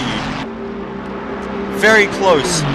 I think he's going to make a move on the Ferrari, coming to the outside of Adam Anderson's number 888 Ferrari. Coming on the outside, now has the inside. Can he make it through? Getting in front. Is he making it? Yes, he's in front of the Ferrari. Great move by Stephen Hood. Yes! What an overtake on the car number 808, Adam Anderson Ferrari. Now being chased down by another Ferrari, driven by Tobias Bach.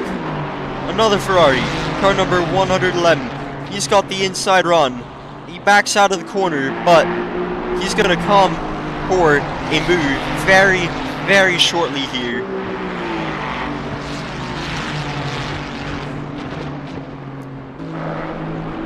Track's getting lighter and lighter as the race goes on. Temperature starting to rise on the circuit, and the ambient temperature. Track grip still optimum with what is now, I guess now it's just 35 cars on track. It looks like 2 more have dropped out of the race. However, big props to our car number 19 Audi for just still sticking it, getting every single position he can. As other cars drop out, that's the thing with the cars dropping out. When a car drops out, the cars behind gain a position, and that's the advantage of just staying in the race and just struggling it out until the very end. Maximizing the race for all you can get out of it. Looks like these two Ferraris are still very close, intertwined in a battle. Closest battle on the circuit currently. As they come up Air Rouge, come up Ray Dillon, and through that third corner, very straight and down the Kemmel Straight, I believe it's called. Correct me if I'm wrong. But yeah, he's coming on the outside with a better run. But car number 888 has the inside starting out. Oh, he defends! He maintains his position.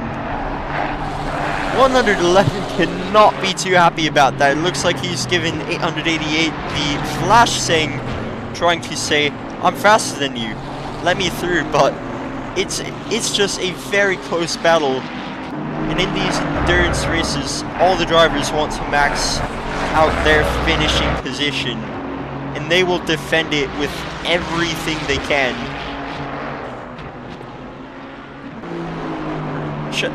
Oh my goodness, I don't know how to pronounce it.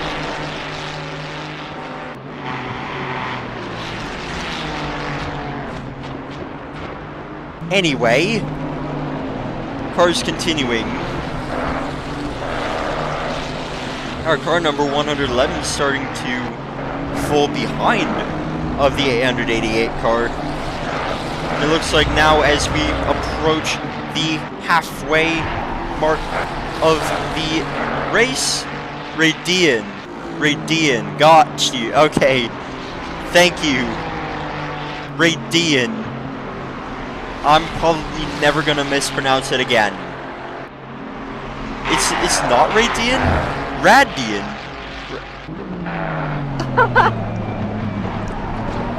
I must be incompetent or something because I'm still, yeah, Radian.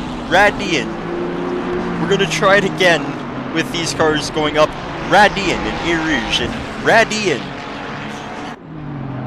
Coming into La Source, right here. Yeah, looks like car 111 is gonna go for another run on 888. Radian. Eau Rouge. Radian. Car number 111, coming down the straight. Gonna try to go for another run on 888. Is he gonna get close again? Radian. Okay, there. Yes, thank you. Yes, thank you. Oh, it looks like the Bentley is off there again. I'm gonna go review that. Looks like he's had another spin. It's just coming through. And it looks like Stefan Hood almost lost it as well. Real unfortunate for that car there. As we return to the battle between 111 and 888. Looks like they've gotten very close to each other once again. 111 having a peek down the inside, but having to back out. Those two corners are not very great overtaking opportunities, as it's just such a high-speed corner. Very difficult to make a run through there.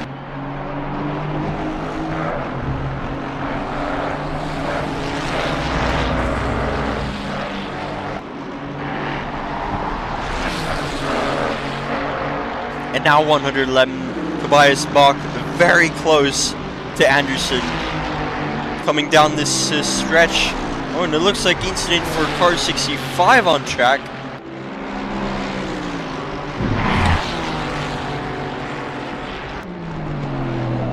Very close. It looks like 111 says, I'm gonna go ahead and wait through this. Oh! And it's car number 100. Car number 100 of, let's see here, George Stevens, currently in that Mercedes-Benz. Looks like he's just had an unfortunate incident. Being careful as to not disrupt this battle for our not 9th, 12th position. Yes, that's correct.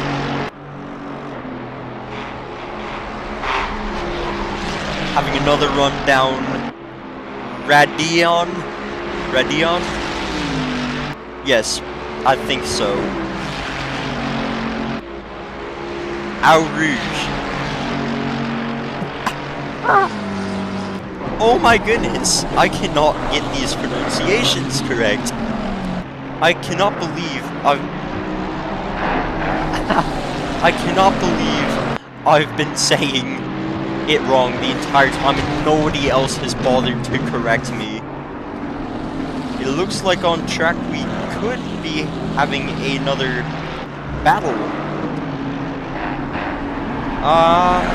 It looks like the answer to that is no, looking back at it.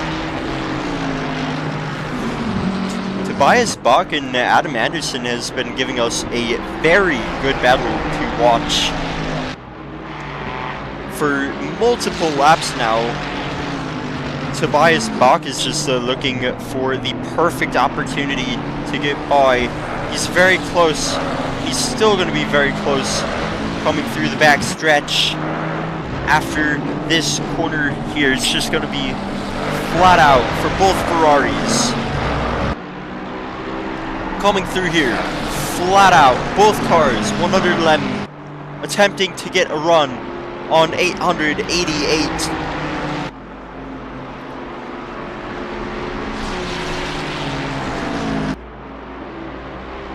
It looks like 111's not able to get it. We could be looking at a difference in downforce. And 11 doesn't. Peaks. Oh! It looks like they've had a tap there. Racing very closely together. But still, Bach is not able to hold a move. Just still behind the car. I need more water.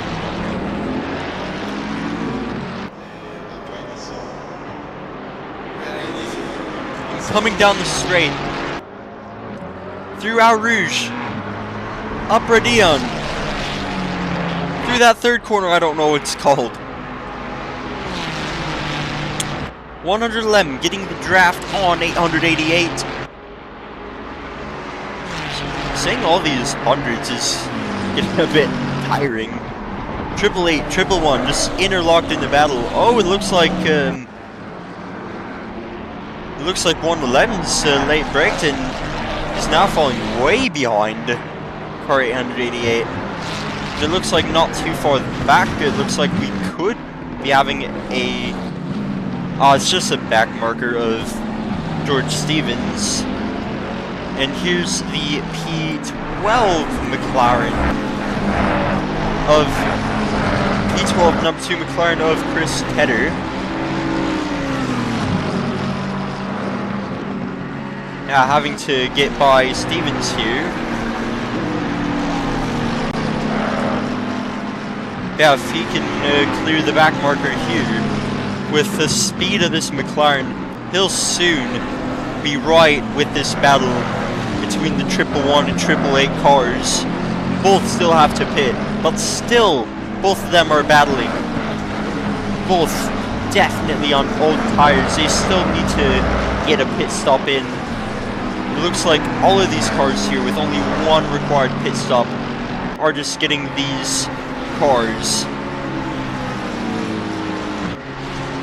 Just maximizing the tire life of all of these cars must be a struggle on a circuit like this.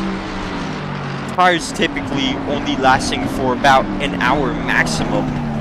And some of these cars are trying to get these tires to last for 12 or possibly even more minutes longer.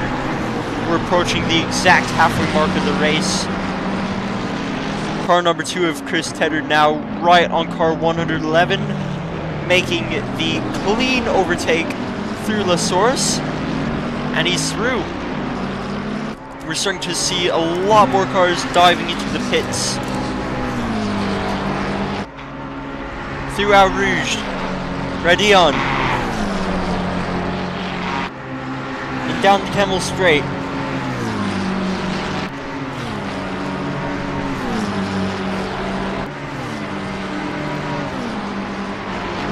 Do we have any close battles here at the moment? Doesn't seem as such, though. It looks like currently we've lost another car. Now there's only 34 of them left on the circuit. As far as our lead positions go, our current race leader now having to pit just like all the other cars. It looks like Owen's staying out. Owen's staying out for another lap. I feel like Owen might be going for a full 1 hour and 24 minutes before going to the pits, going for a shorter second stint this race.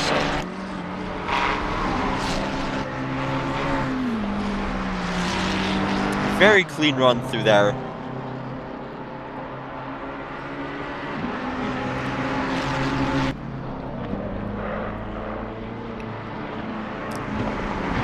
And then into Lake Combs. I hope I said that right this time. I did not think, while commentating a race at Spa, I'd be learning how to say literally every single corner name. Kinda wild, but I'll take it.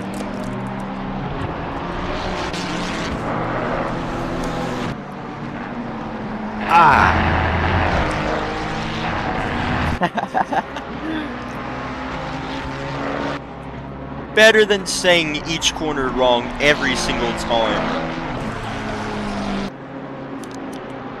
Yes, real AFJ coaching. Thank you for that.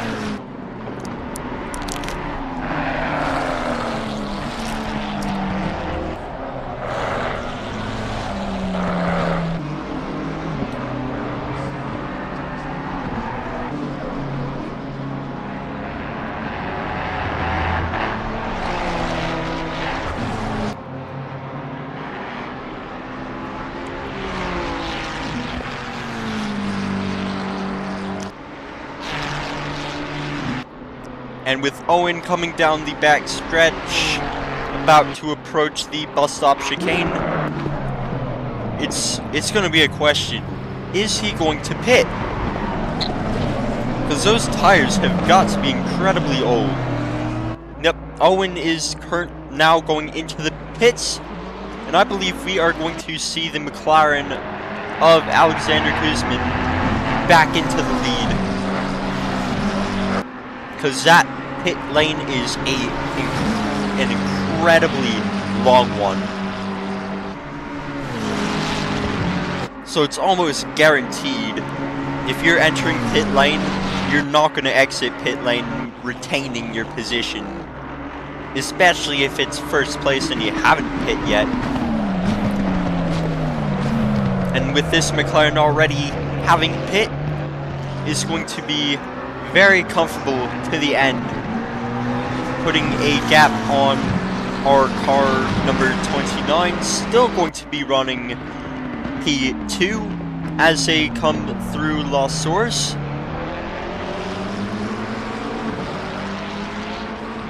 And thank you. I don't really get a lot of compliments. Actually, I lied. I get a lot of compliments about my voice, but maybe I'm a bit insecure. I don't know. This is a race stream, not my personal venting space, so we shall continue talking about this car number 29. Currently P2. He's been running P2 almost the entire race. Still chasing down, less than 2 seconds behind the current leader of the race. And I have to say, over halfway through the race now, they are doing a very good job.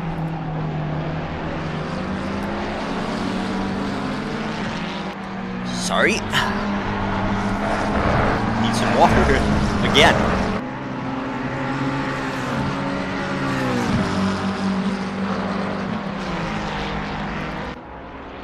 And it looks like coming out of the pits now is Owen, currently sitting P7 as he exits the pits.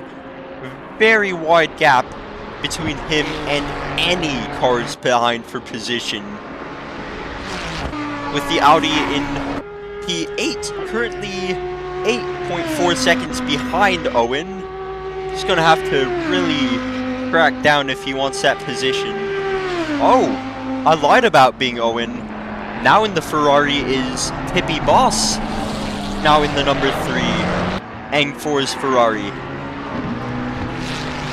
Now Tippy is going to have to really keep it together through the closing hour of this race, as this Audi behind has been out for longer. Tires definitely more sorted out, more pressure. Just optimal tire pressures, to say the least. I'm tripping over my words once again.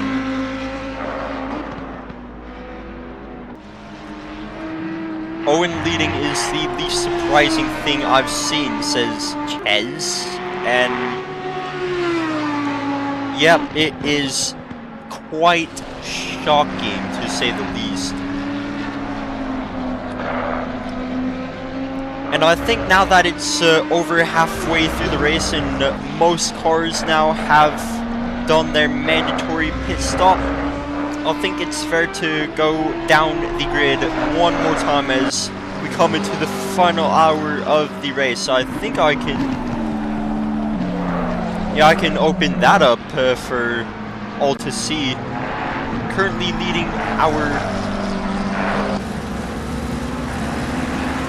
I wish I could find a spot to just make this static like they do on World Endurance Championship. Oh, that's not correct. My bad. Oh no, I've messed it up. My bad. There we go. I tried to swap it to a static and it's gone to the onboard for whatever reason, so I guess we'll just stick to Helicam, figure that all out later. We're going to go to our timing board for the race. With an hour and 5 minutes left to go, we have our lead cars having completed 33 laps now. And currently we have, having led the entire race, car number 998, Kuzmin. Looks like he's doing this entire race solo. Props to him. Alexander Kuzmin. That is correct, I believe. And setting P2 the entire race. And with the fastest lap of the session, maintaining that fastest lap. 2 minutes, 17 seconds, and 6 tenths. Which is a very fast lap, even for race pace. Even for qualifying pace, that would be a very quick lap. Unfortunately, still just 1 second off of the fastest lap in qualifying. And Going further down the grid, currently we have it looks like we've had a lot of shakeups in position. Now sitting P6 is the BMW of E. Leifer in the number 170 BMW, followed by the Ferrari currently being driven by Tippy Boss on the team with Owen, with the Audi number 79 driven solo by Lentvar closely following behind. Further down the standings, we have another BMW sitting P11. Alex Hertz putting on a stellar performance. Oh, it looks like 170 is doing his pit stop. And further down the grid, looks like we've had some drivers having done their driver swaps, and other drivers doing their other drivers doing solo, others drivers swapping with their one teammate that they get for the championship, and only doing one pit stop this entire race, being on incredibly old tires towards the end of it. It just ends up being a very, and going down the grid more, yeah, looks like we have only one Mercedes left in the race. I guess the other has crashed out. And yeah, lots of McLarens and Ferraris in this race. But let's give it up for Stefan Hood, currently sitting P15 in the number 77 Aston Martin. Not a great track around, not a great car around this circuit, but Stefan Hood makes it look amazing. And further down the grid, we have O'Sullivan, P26 in the number 14 Lamborghini, only Lambo on circuit, and T. Winch in the 327 Bentley, again the only Bentley on the circuit. We have a lot of the same car, but even then, there's still lots of variety if you ignore all the duplicates of McLarens and Ferraris. But now we shall get back to the race and searching for any track battles. It looks like the McLarens of Luke Martin and Stefan Blay closely together in black, one purple and the other blue. I have to say, very nice looking color combination on these McLarens battling each other. Looks like Stefan has a look on the inside, but Martin has an advantage coming through the second corner. And now into the third corner. Oh, it looks like they might have contact, but 194 is just not able to close that. Oh, it looks like they're close, almost making contact. Crazy battle an hour into the race. Yeah, we have an hour to go. Still, lots can happen in this race. Cars can touch, spin each other out. Cars can and will overtake each other. Oh my goodness.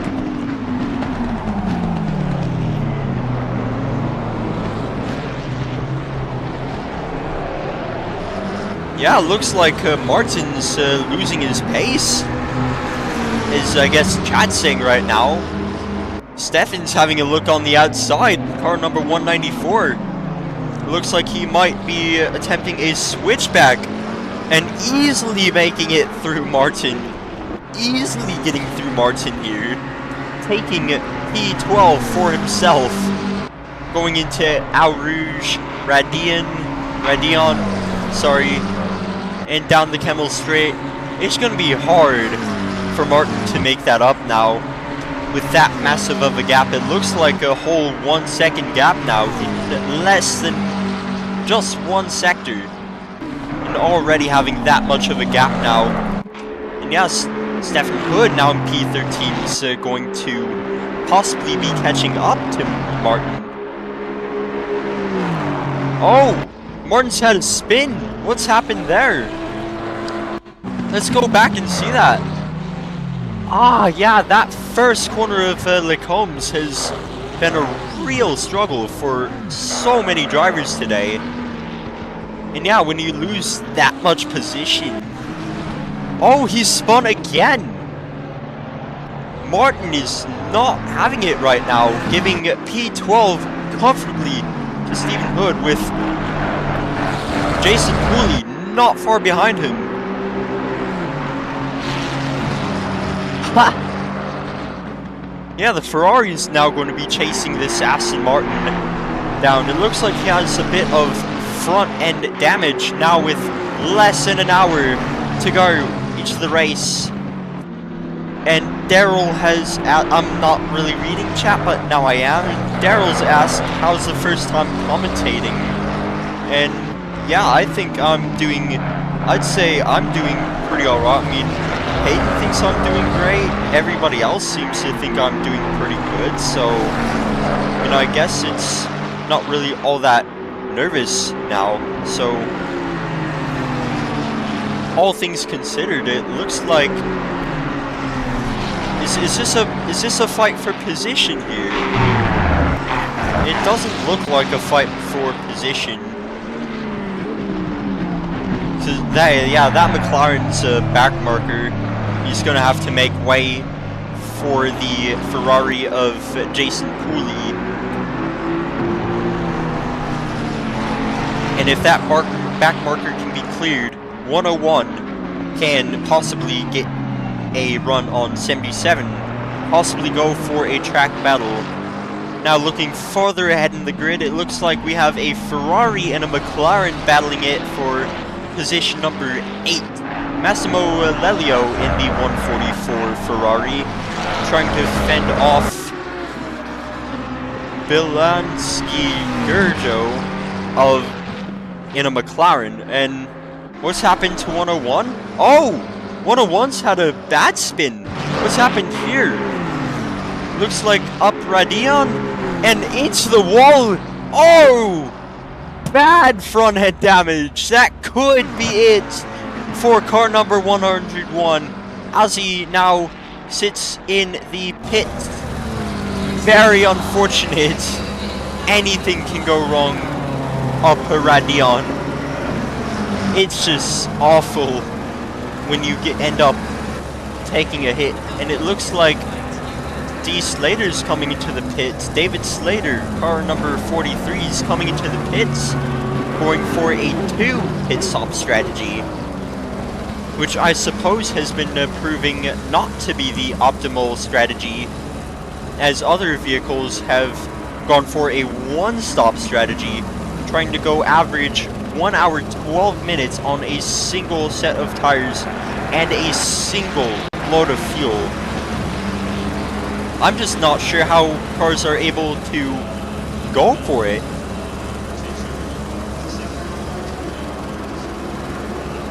So yeah, cars coming through the pits, so once more for their own last stops. Going for a 2-stopper some cars, 1-stopper others. That can possibly mean a lot for positions. Now, as far as our leading cars go, it looks like now our lead car, number 998, been leading the entire race, is now putting even more of a lead on. Now 11 entire seconds ahead of what's been position number 2 the entire race.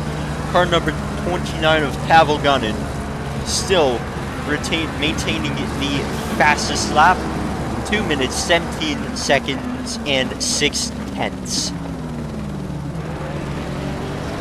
It looks like we still have this battle between Gurjo and Lelio, between a McLaren and a Ferrari here, through these very rough corners to overtake through. Oh, I clicked the wrong window. Need to tap out of there.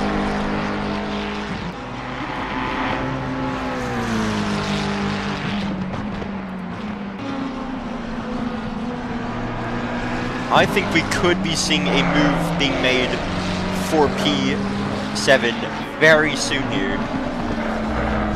As far as the Audi, the car number 3 and car 79 go, it looks like the Audi was able to slip comfortably by the number 3 Ferrari, who seems to be falling behind, as these McLaren and this Ferrari battling it out also seem to be catching up to the number 3 while still having their own battle. So many track battles going on right now. Actually, I lied. There's overall the race there's been a lot of battles, but right now, in less than an hour left of the race, it looks like some of these battles have really calmed down. Now going through the first sector, the McLaren and the Ferrari. Will they be able to make a pass? Will 144 be able to make a pass up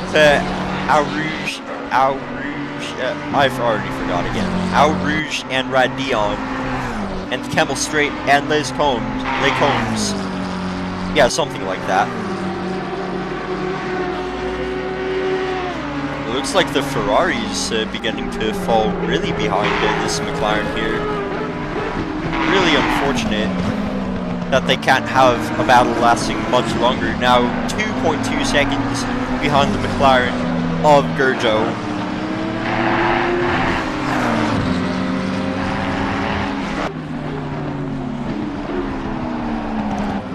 Oh, it looks like Ryan O'Sullivan's closely battling for P22 against the McLaren.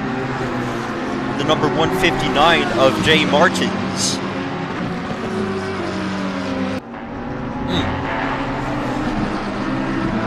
And he's in through the inside.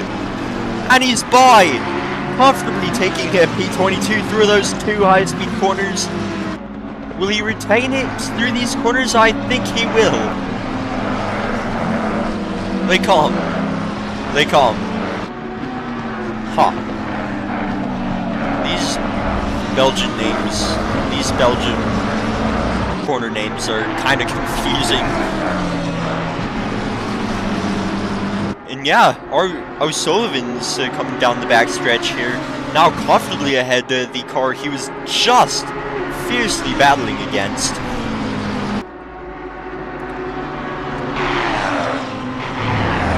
And now it looks like here we have Luke Martin again, now running P8. Oh, he spun again. Oh, right at Radion. He spun once again. What is happening to him? Does he have a teammate or something? Yeah, it looks... Oh, yeah, it looks like he's... Yeah, it looks like he has a teammate. His teammate started out good, but now Luke Martin here's having a real big struggle. Oh, it looks like something else has happened too. Let's go review that. It looks like an incident involving Tippy Boss here. He's stopped on track. What's happened? Oh, I got the replay wrong. I don't think I can cancel it, can I? Yeah, it looks like he's just had to stop on track there. Real big loss for position there. Really unfortunate for Tippy. Lots of front end damage. Looks like he must have also lost it going up Radion. With a very front end damage car through Le Combe.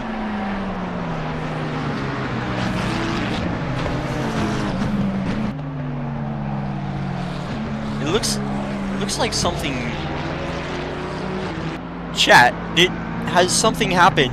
Did Luke Martin cause Tippy Boss to go off track? Did Martin cause Tippy Boss to crash? Oh, that has got to be a hefty penalty from Martin. That is so unfortunate for the Angfor's team. Just awful circumstances. One car spins, then another car just caught up in the crossfire, ends up with lost positions. Yeah, that front end damage has to very much slow down the car. especially through these long straights at Spa-Francorchamps.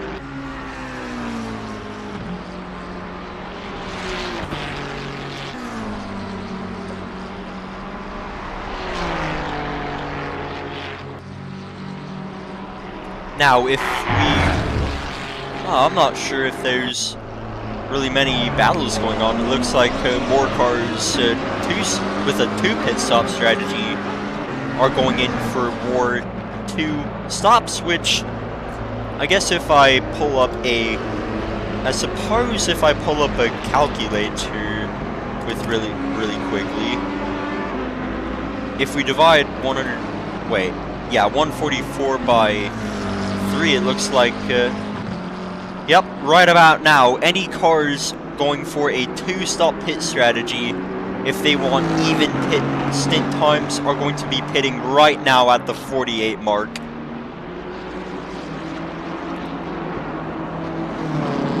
Alright. Oh! Yeah, Tippy Boss is coming in for repairs. I don't think anybody would be able to finish the race with that much front-end damage. That's just unfortunate. A real race ruiner. Oh, and it looks like these cars are side by side.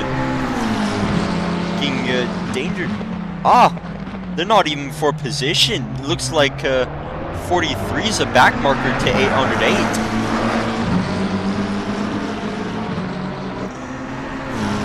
And if 808 can, according to TOGA's rules and regulations, if for over a single sector, the car behind the back marker remains 0.4 seconds behind, the back marker must yield it to the faster car.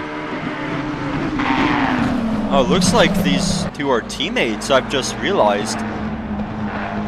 These 2 McLarens here seem to be teammates. In the number 43 car. And...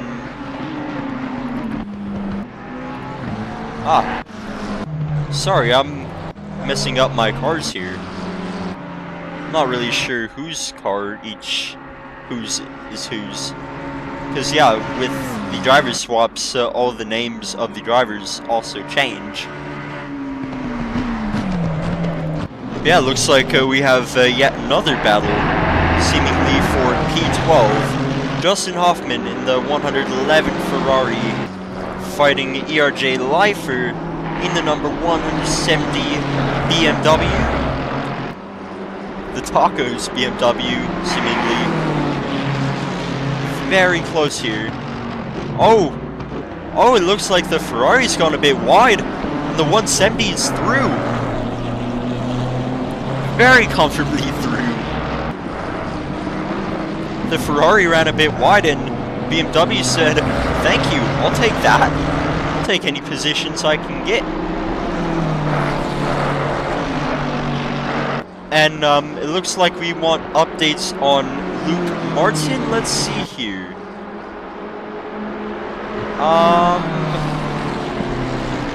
If we go through the list here, we are looking for a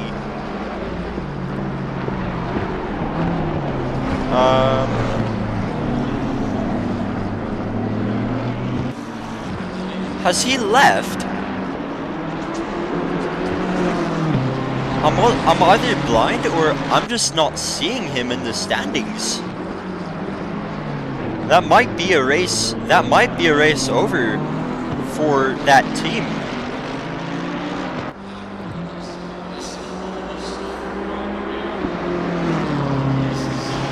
Yeah, to have your teammate go so well through the opening stages of the race, and once that driver swap is complete, everything starts going downhill. He's been disqualified. Nobody's told me that he's been disqualified. That is very unfortunate. I mean, even worse for the cars that have been crashed out. That's just a disaster. That is just a disaster for that team. And yeah, it's really sad. It's really unfortunate for other teams, though, that for the entire race have done so well, and then another driver's mistake takes him out of the race. It's just unfortunate when it just seems to happen, and yeah, there's just not much that can be done about it once it's happened. Yeah, real unfortunate for the Angfor's team. If we revisit the current leader of the race, is now completed 43 laps with 43 minutes left of the race to go. See if he still has it inside of him to flawless. Oh, what's that noise? That looks like a subscriber. Thank you. Yeah, coming up, Au Rouge, Radion, down the Camel Straight and through Le Com. It looks like our 998 still very much has it in him. Solo this late into the race must be a massive amount of endurance you need to have as your very own driver to be able to do this alone for 2 hours and 24 minutes.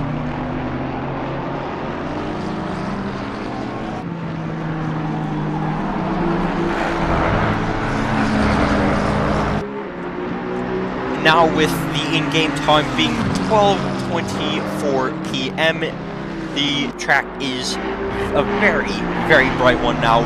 Midday. Track is it's gonna get hotter than it was. The temperatures are now 29 and 36 for track temperature. And if we end up with another night stage, if the time progression was set to be so quick, we could potentially be looking at a second night stage and finish the race through the night. As Kuzmin comes by a back marker, the number 462 Aston Martin. Speaking of Aston Martin, let's check back in with our friend Stefan Hood. Pink Aston Martin coming down that back stretch with seemingly a McLaren trying to chase him down. The McLaren of Vladimir just less than 2 seconds behind, coming through the bus stop chicane here, getting really close to Mr. Hood. Wait, no, I didn't get that right. Yes, I did get that right. My bad. And it looks like more cars are coming into the pits with 40 minutes left to go, coming in for their second pit stops. The Audi of Lentfar and the Ferrari of Lelio.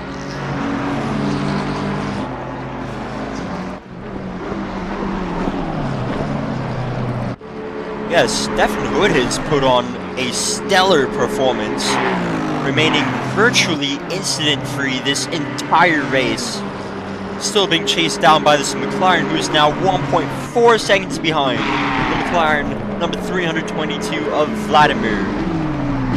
Surely to make an ambitious move soon through here. Looks like Stefan Hood has slipped a little bit, now giving Vladimir a shot. Now 0.4 seconds behind, 0.3 seconds. Very close coming through this very sharp round corner here. If he's careful and stays close behind Stefan Hood, he could very well make a very great run down the back stretch and make a braking move through the bus stop chicane and come out in front. But time will tell whether that happens or not.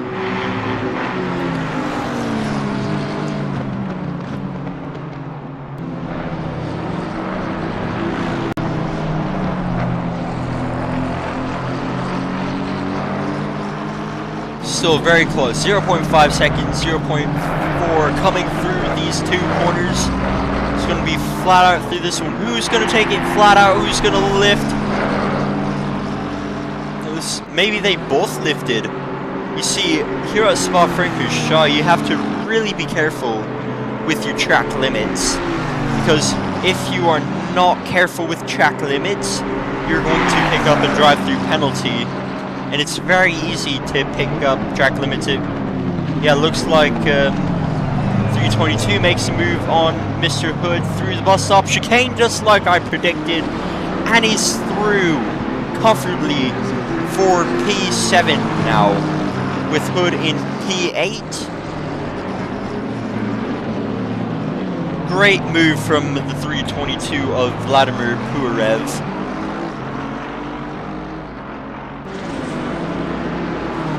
It looks like we could be looking at another on-track battle between an Audi and a Ferrari. Looks like we have another subscriber, Chew Toffee. Thank you for the sub. And here comes the 79 Audi through Eau Rouge. Radion. Run through the Campbell Straight. Looks like he's got a good run on the Ferrari. Just within 0.3 seconds. Who's going to take the inside? The Audi goes to the inside. Nope. Changes his mind. He has the look, but he changes his mind. He decides it's going to be better to just stick behind. Oh, and the Ferrari's lost. He's slid a little bit. That's going to be bad for its tires, and that's going to give the Audi a perfect opportunity to dive bomb through here, but he decides not to.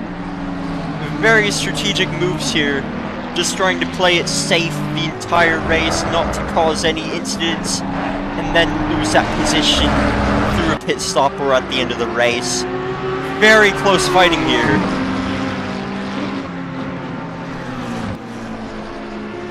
Oh. Incredible battle between these two. And it looks like in other news, quickly looking at positions 1 and 2, Kuzmin and Gunin, both of them have gotten close together once again, 1 second off of each other. It looks like some cars seem to be struggling on pace, notably car 49 maybe. Something must be happening to some of these cars, while others seem to be thriving. And here comes the Lindvar. Is he gonna have a look down the inside at the bus stop chicane? Is he gonna stay behind? The Ferrari stays inside. The Audi comes to the outside. Comes through. 3-1. Oh, and the Audi's through. What a move by Lindvar. What a move by the Audi. Cleanly overtaking car number 144 for that 10th position. Now propelling himself into the top 10. He might be having a chase down for P9, but time will tell for that. Looking back at our 2 lead cars, for now we have P1, still our 998 of Alexander Kuzmin, having just overall a very amazing race. Almost no mistakes made. Same for Pavel Gunin in the 29 McLaren P2. And now once again, close to the lead McLaren. Just over a second behind him. Still almost 2 hours into the race. Still battling this closely. This is endurance racing. This is endurance racing right here. And I suppose I do need to take another very short break. So I will go ahead and leave it on this track battle for P1 here. See if any changes are made in position, and I will be right back.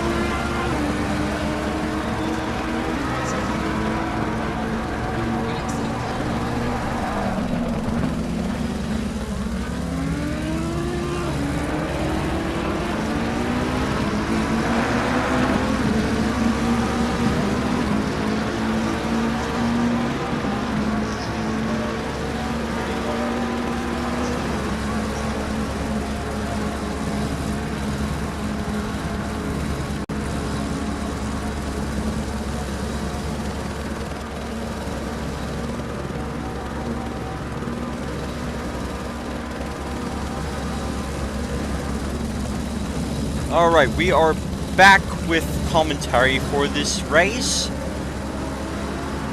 The first round of the TOGA Motorsport 24 in 2.4 championship, where drivers and teams compete against each other in 2 hour and 24 minute races with an accelerated daytime cycle for the win, of course. Now it seems here we have our top two cars, Pavel Gunin and Alexander Kuzmin, now less than a second within each other with 30 minutes left to go into the race. Very close by.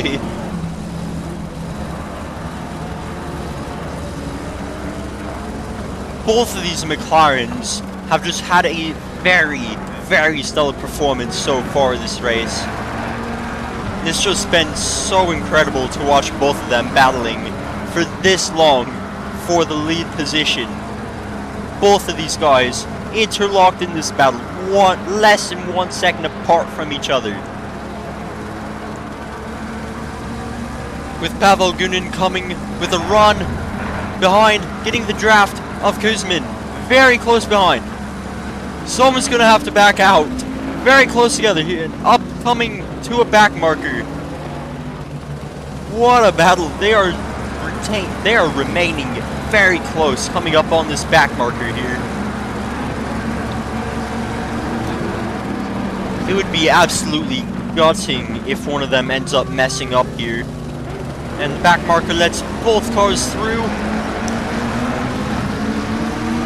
They're both gonna have the run up at Rouge, Red Neon.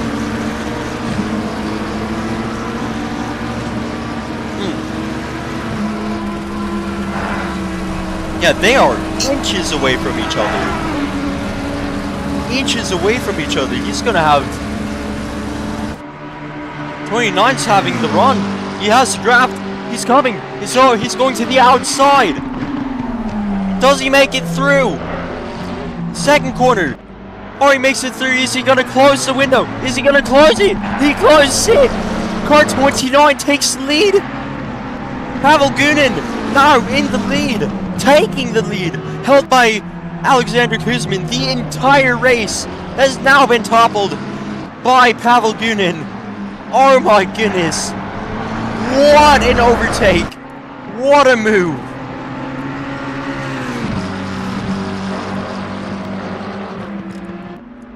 What a move for position!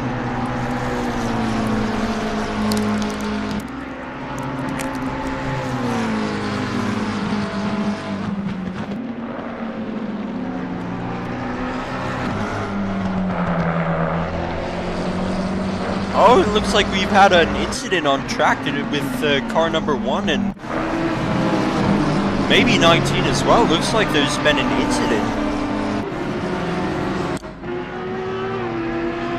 between the McLaren car number 1 McLaren and the car number 19 Audi. It looks like racing for position, they've both collided into each other.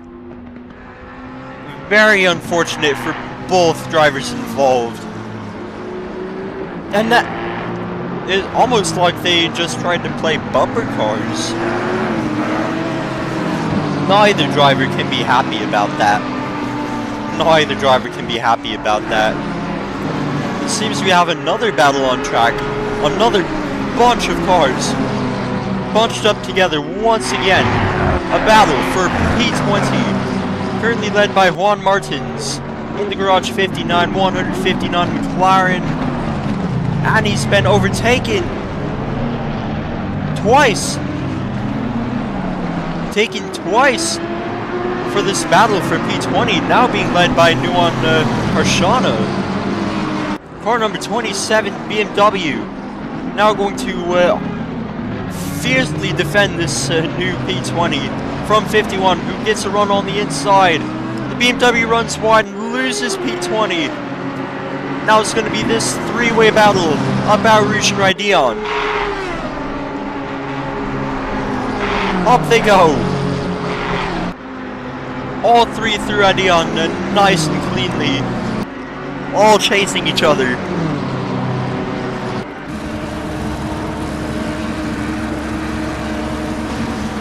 looks like 159 now has fallen quite a bit back. And now the backmarker Audi, it looks like he might try to challenge for oh, he's hit the wall! He's hit the wall! That's not good! That's not good for number 19 at all.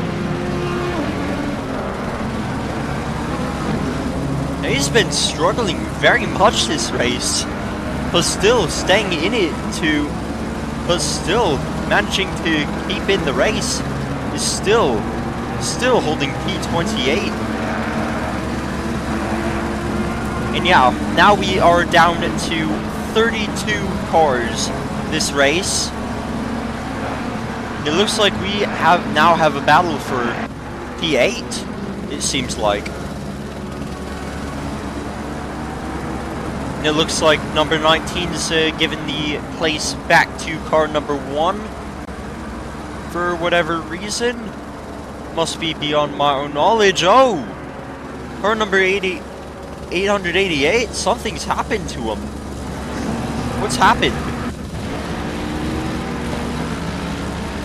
He's just stopped in the middle of the track.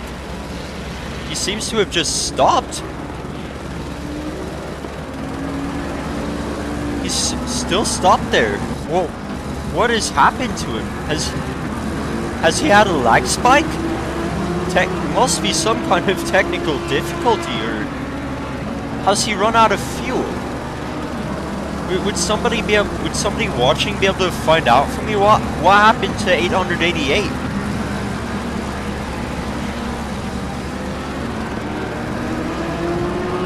That cannot be good for him at all.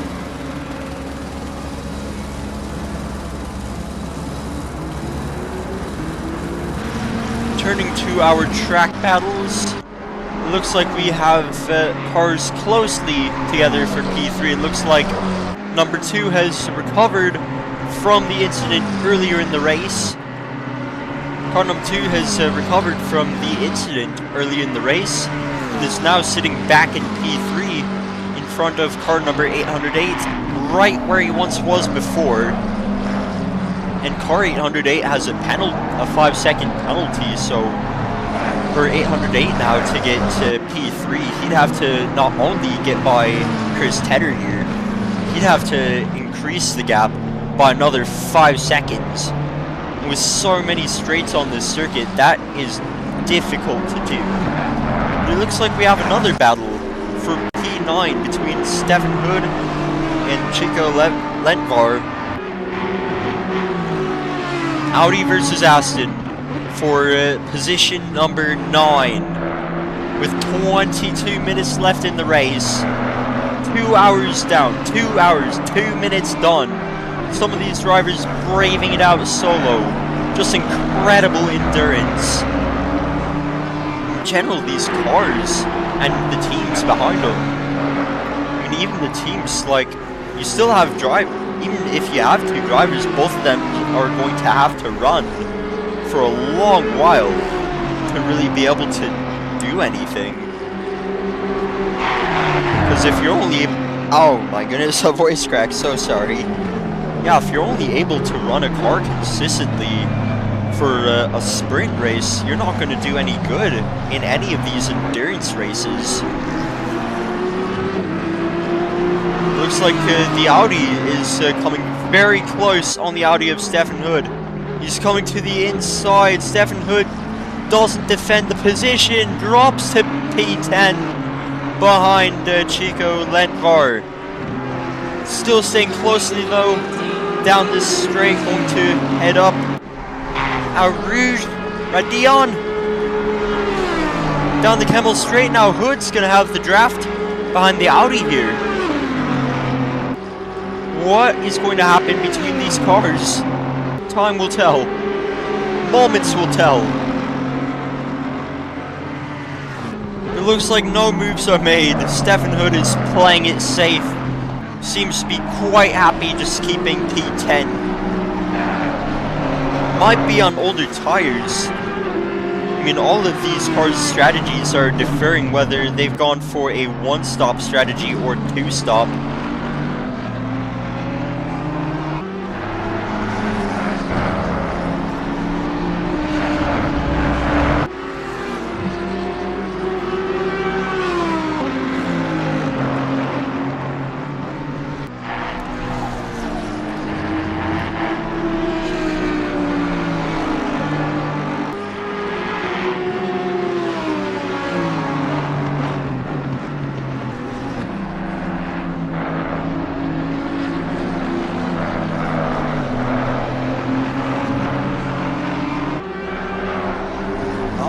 really seeing any other super close track battles at the moment.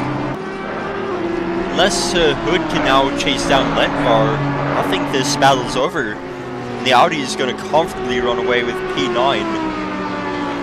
Possibly start catching P8. Now with a gap of 2.6 seconds behind P8, we could potentially be looking at this Audi climbing even more positions.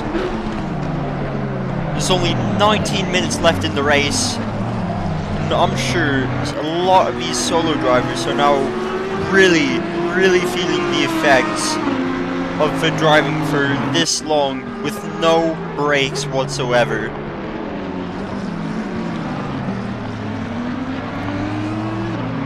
It's going to be a real struggle for some of these drivers. And that's the advantage of running the team. While you do, with the team you do have two different drivers, and each driver has to depend on the other to get a good finishing position.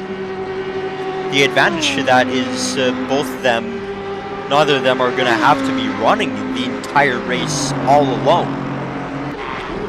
So one driver running solo will be having sat there for an entire hour and a half, while a swapped in driver later into the race will have just the focus and energy advantage on the other driver.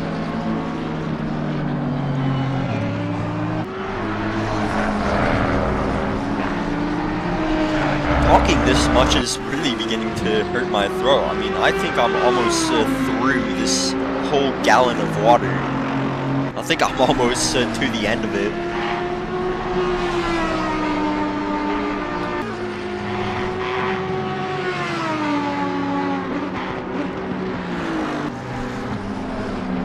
So much water to be had. Talking this much. It looks like the gap between Lentvar and Hood continues to increase. And now Hood might just have to be happy with finishing P10. Unless the Ferrari of Lelio is able to catch up. Speaking of, how's he doing? Oh, it looks like he's just had a slide there. Tires now are going to be really worn down. With both third stint and second stint drivers, both third and second stint, tires are just going to be now, everybody's tires are just going to be just worn down to the absolute minimum.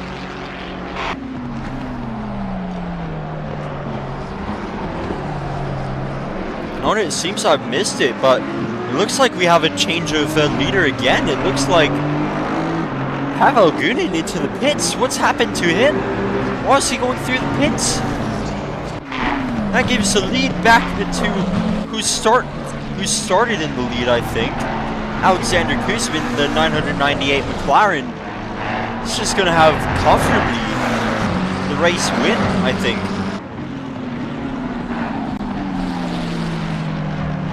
Oh, it looks... Oh, Gunin's gotten a penalty.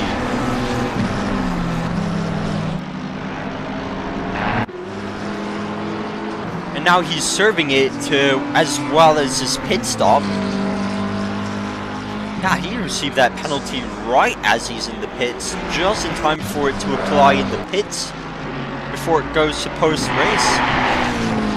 But him sitting in the pits now, still with the fastest lap of the race. And yeah, with now everybody's lap time is starting to average a 2:19, 2:20. Even the leader's last lap, Alexander Kuzmin, was a 2:17. No, that was his best lap. His last lap was a 2:19.6.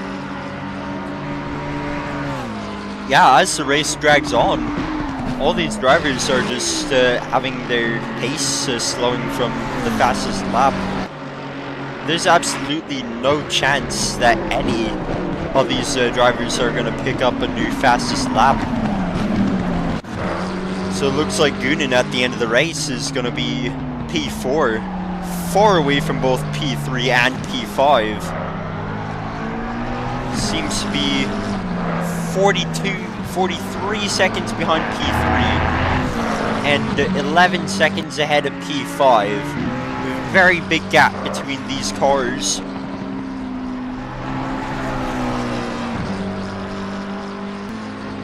And it looks like another car is DNF'd. It looks like we are now down to only 31 cars left in the race. I think we've only lost, with 15 minutes to go, we've only lost about a quarter of the grid. As opposed to the 24 hours of Le Mans, half of the GTE grid was lost.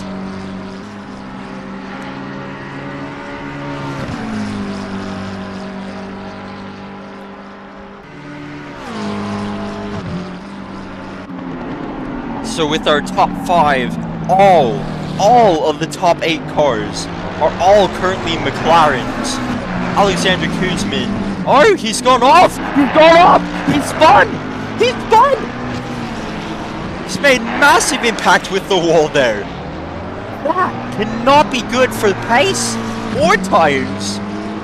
He's gonna have to race to the end of the race.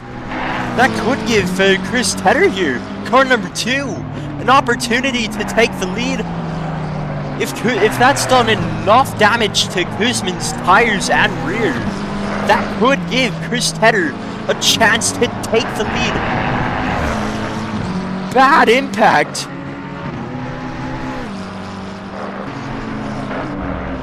Oh my goodness.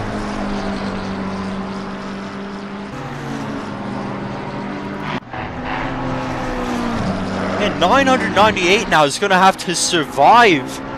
He's going to have to just survive now.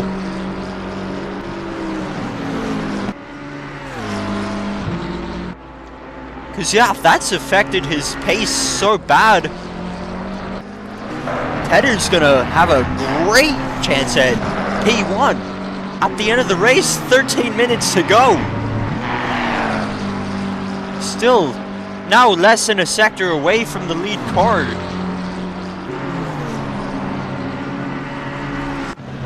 It looks like this Audi is putting on a massive performance. He could be taking P8 from this pain.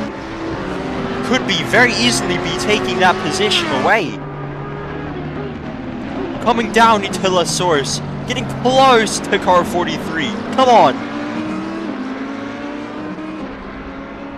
Coming down the hill towards Eau Rouge, through Eau Rouge, up Radion, and down the Campbell Straight. Needs to get a good run on this pain in order to get P8. Stellar performance from the Audi. With how much the grid has been shaken up since the beginning of the race, this Audi has had a stellar performance. Now looking at some of our real changes here, a lot of shifts in position. We have Lentvar P9 here chasing down for P8. 7 Hood, second car that's not a McLaren, and an Aston, not even a good car on this track, sitting P10. And throughout the race, we've lost the Bentley, and we've lost both Porsches. We've lost so many more cars now from disconnects and all kinds of mishaps, and giving some of these further back drivers a better shot at getting a good position, a good place in both the race and getting a great head start in the championship. Oh, Goonins, wait, whoa, we've had a change in lead. What happened to... Oh, Kuzmin's had to go in for a pit. Coming out of the pits in P5. Tedder now sitting P1, our new leader of the race. Being chased by car number 808 with a 5-second penalty. If Goonin can't... I don't think Goonin's gonna catch up to get within 5 seconds of the 808 unless he also has to come to the pits. Seems everybody might be having to go into the pits for a splash of fuel if they want to make it to the end of the race. That's just one of those things. That's just one of those things with endurance racing is you have to think about your fuel. If you don't put enough in, you have to go all the way down the extremely long pits of Spa-Francorchamps if you want a chance of finishing the race. There's just so much shifts in position now with only 9 minutes to go. 10 minutes! Within 10 minutes to go, we've had 2 shifts in the lead. Kuzmin has led the race for so long, and then he dropped it to who was it? Goodness, it was Yunin in the number 29 who had to drive in the pits possibly for fuel and to serve 5 seconds penalty. Yeah, now he led, but then then he had a pit and the lead went back to Kuzmin, but then Kuzmin had a pit and that just gave Tedder the lead. And if Tedder can just save his fuel now and just stay ahead, and then still within 5 seconds of the 808 car, he's gonna come home with the win of our first round of the 24 in 2.4. What a race this has been so far. It looks like going back to our battle between Lentvar and Payne. Very close. 0.1 second gap, not even a second now. Coming in very close through this corner. Somebody's gonna go inside. Someone's gotta go outside. The Audis taking the outside, braking into they have not contacted. The Audi just wasn't able to make it through. He's gonna have to go a whole nother lap if he wants to try that same move again.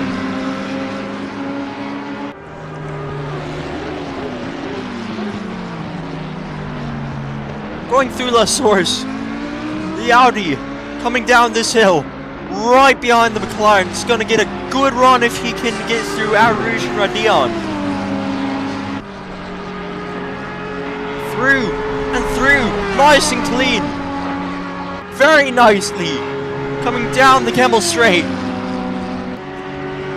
Will he be able to get close enough and stay close enough? Braking into Lecombe, being very careful with his car, just trying to stay within the McLaren. Looks like he's gonna go for the overtake at the bus stop chicane once again. Just has to stay very, very close to this McLaren here. And he's doing a very good job at it too. The McLaren, incredibly good at this circuit, being chased down by this Audi of Chico Lentvar, number 79.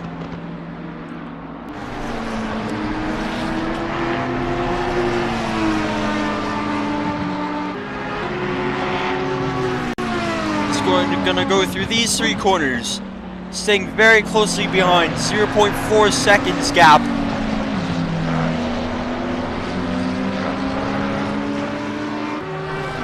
Very close. He's gonna try to get the best exit he can. He's very close now.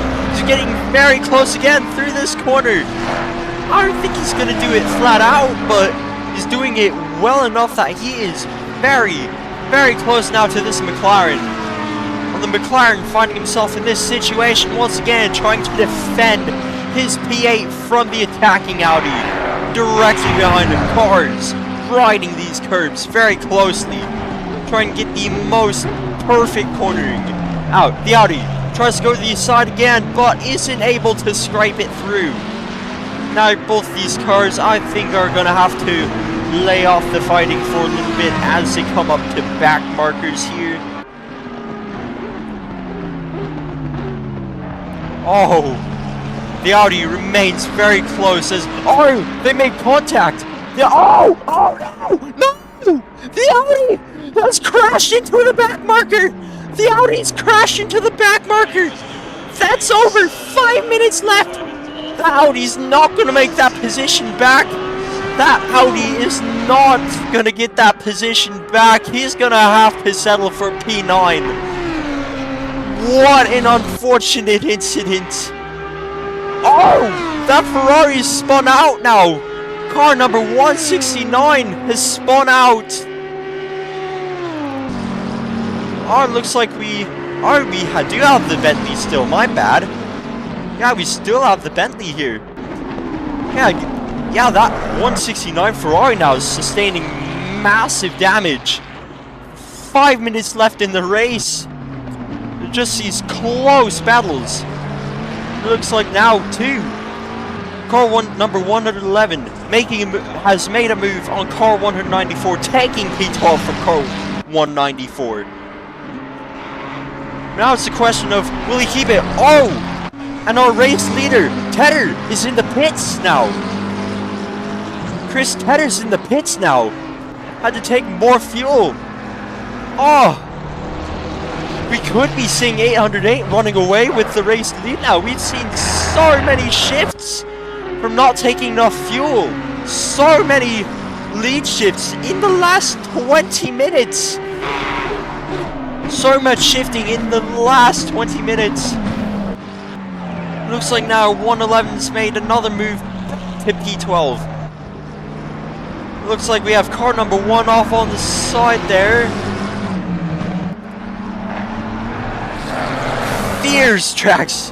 Fierce battles on track right now. Very fierce battles on track. Last 5 minutes, and we've seen an Audi crash. We've seen the leader change due to a pit stop. Will 808 be able to make it to the end of the race? Will he be able to make it to the end without pitting? He's got to be on a high fuel mapping now. He has to be on a high fuel map to make it to the end on this load of fuel. His pace drastically slowing now. Oh, and it's Stephen Hood into the pits. Positions changing left and right. Car 144 now taking P10. Yes, and losing that P10 to a pit stop. Cars need to be taking fuel now. Splash and dashes right at the end of the race. Just massive shifts in position right in the last closing stages of the race. All these cars just taking it slow. Going to high fuel maps, trying to squeeze out that last stint without having to pit. It looks like 808 might have to play this tactically. He might slow way down to end the race on this lap. We could be looking at our final lap for 808. We'll just see what he does, how slow he goes. And still stay 5 seconds ahead of P2 with the 5-second penalty on him. He's going to have to stay still 5 seconds ahead now. Oh. With our P2 car number 29 right here. There's just been massive shifts in position this entire race. And it looks like Stephen Hood's coming out of the pits in P14. Right in front. Is he coming right in front of anybody? Yeah, right in front of O'Sullivan. Is this going to be a last lap battle? O'Sullivan can really go for the attack now. He's giving Hood the flash. Saying, I'm faster than you. You've just come out of the pits. Let me by. He wants his finishing position. He wants his cake. He's not going to settle for P15. He's going to go for P14. He's going to get whatever he can on Stephen Hood.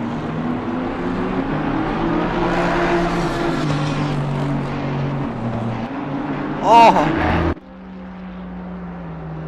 Car 800 slows noticeably slowing way down. Oh, He's stopping. He's stopping. He's slowing.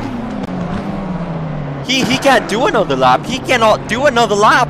It's gonna be the race. He has to stop in front of the line if he wants to make it.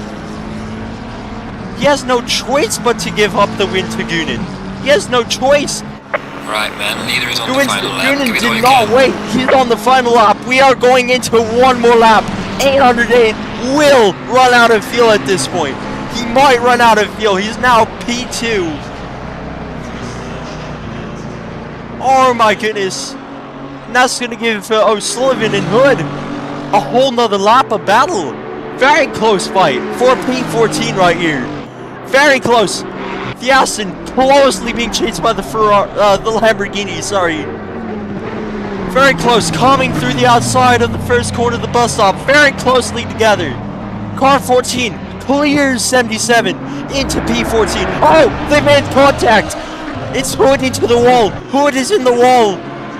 Stephen Hood in the wall. Sustaining damage. He's going to have to make that last one more lap. It looks like an incident for car 194. Giving up P11 to this Ferrari right here. So many shifts in position on the last laps of this race.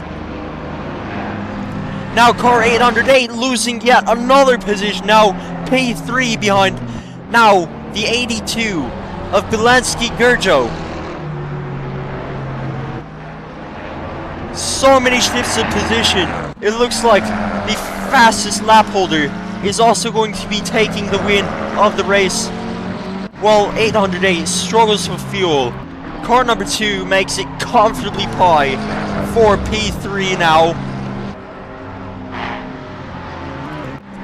Keeping up with this battle here, looks like 194 closely trailing behind 111. Will there be a shift in position here for P11? Will car 94 take P11?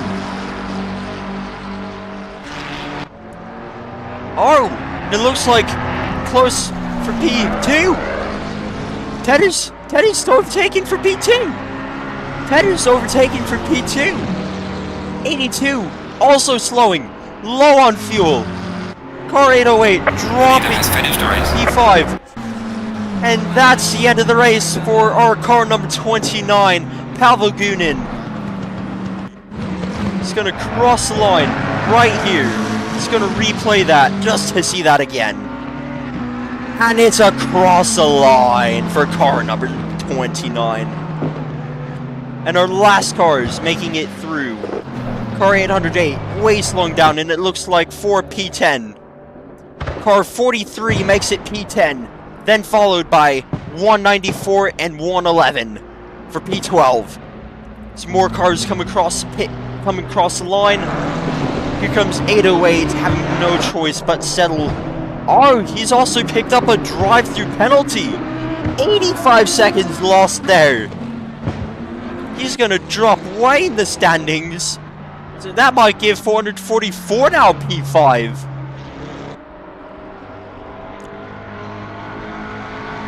And here comes our currently P number 6 car. About to come across the line, coming down last time through the pit stretch. Through the bus stop, one more time. And just full throttle to the end. And across the line. Oh! And another car's slowed down. He's run out of fuel. He's run out of fuel. This Ferrari, Lelio's gonna take P7 away from him. 322 trying to move in the way. Why? And he barely crosses the line. He's barely gonna cross the line for P8. Oh, he stopped on track. He couldn't make it. He could not make it. That's the end of the race. Oh! And here comes our last car across the line. P18 for Nuon Harshana. Car 27, P19. What a run by all of these cars. What a race. Scrolling up now to the top. Car 29 taking the win. P2 for Tedder and P3 for Kuzmin. No, P4 actually. This thing's out of order. Yeah, that's P3 for Gallo and seemingly P4 for Kuzmin. And after penalties applied, it looks like P all the way in the back, P9 for car 808. Unfortunate for that car. Oh, what a race. I think now is the part that I put on the ending the stream slide. Yep, that's correct, I think. Well, yep, that went through. Awesome. Now I think now we can mute OBS Studio really quick. And leave our thing. And I suppose I will go ahead and try to conduct some interviews, I suppose. I'm gonna have to ask Hayden to move me into something really fast.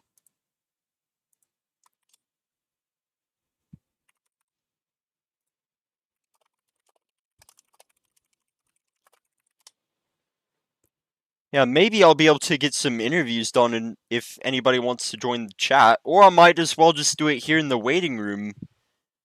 And hello to you, Brandon. Were you racing? Alright, now which car were you, may I ask?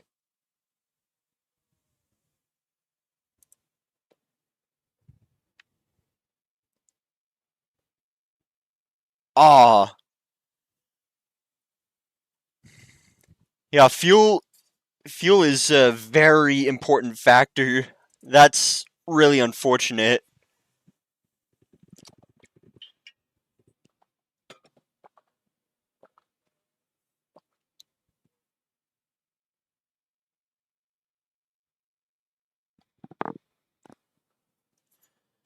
Yeah, I noticed that.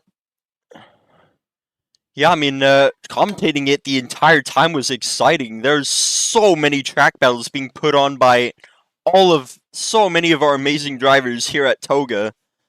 Just all throughout the entire race.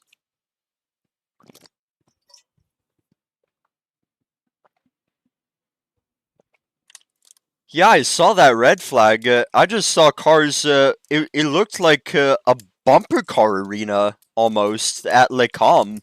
It looks like a bumper car arena.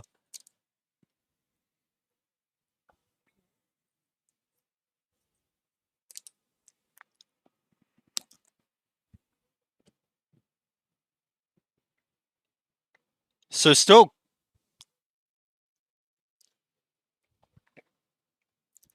I mean, any climbs in position are honestly amazing, even if, like, just, it's really a matter of, even if you do have those kinds of on-track incidents, or you end up not taking enough fuel, really a big part of that is just persevering to the end, and getting as many points as you can get. Now, a question for you, are you thinking about this series? Oh. Ah, sorry.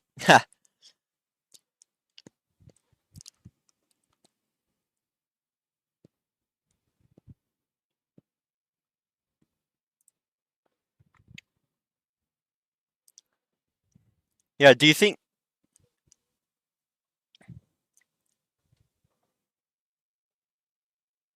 Alright, that is great to hear. Yeah, I hope that all the races are just as exciting as this one. And hopefully now with one race done, you should be able to kind of get a good idea for... And I think this goes to all drivers, a really good idea for fueling now. Because right at the end there, so many cars were just diving into the pits for just one last little splash of fuel.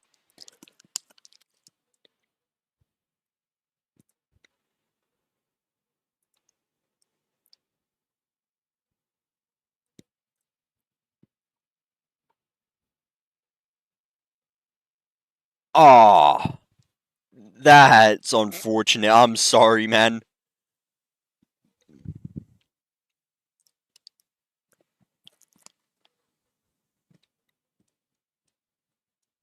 Yeah, having that high fuel map really begins to slow your car down, especially on a circuit like Spa.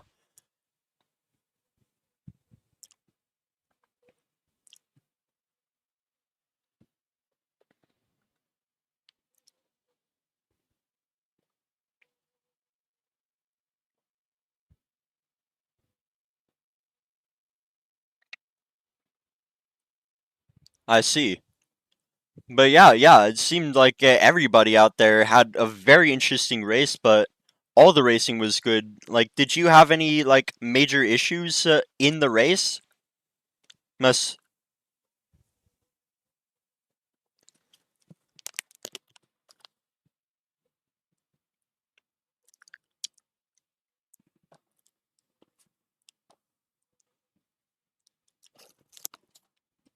Yeah, I noticed that. The back markers, for the most part, were very respectful. And I have to say, it's not a lot you really get those kinds of respectful back markers. I'm glad there's a lot of them here.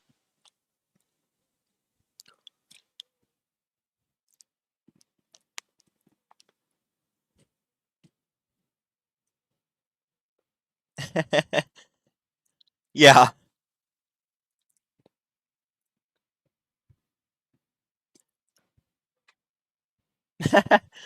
Yeah, thank you for that interview there, and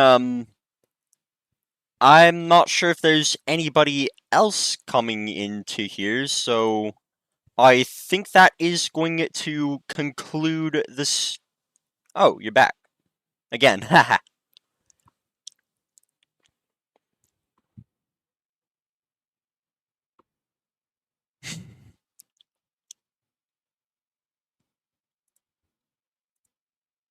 Might be able to disconnect you myself. I don't know.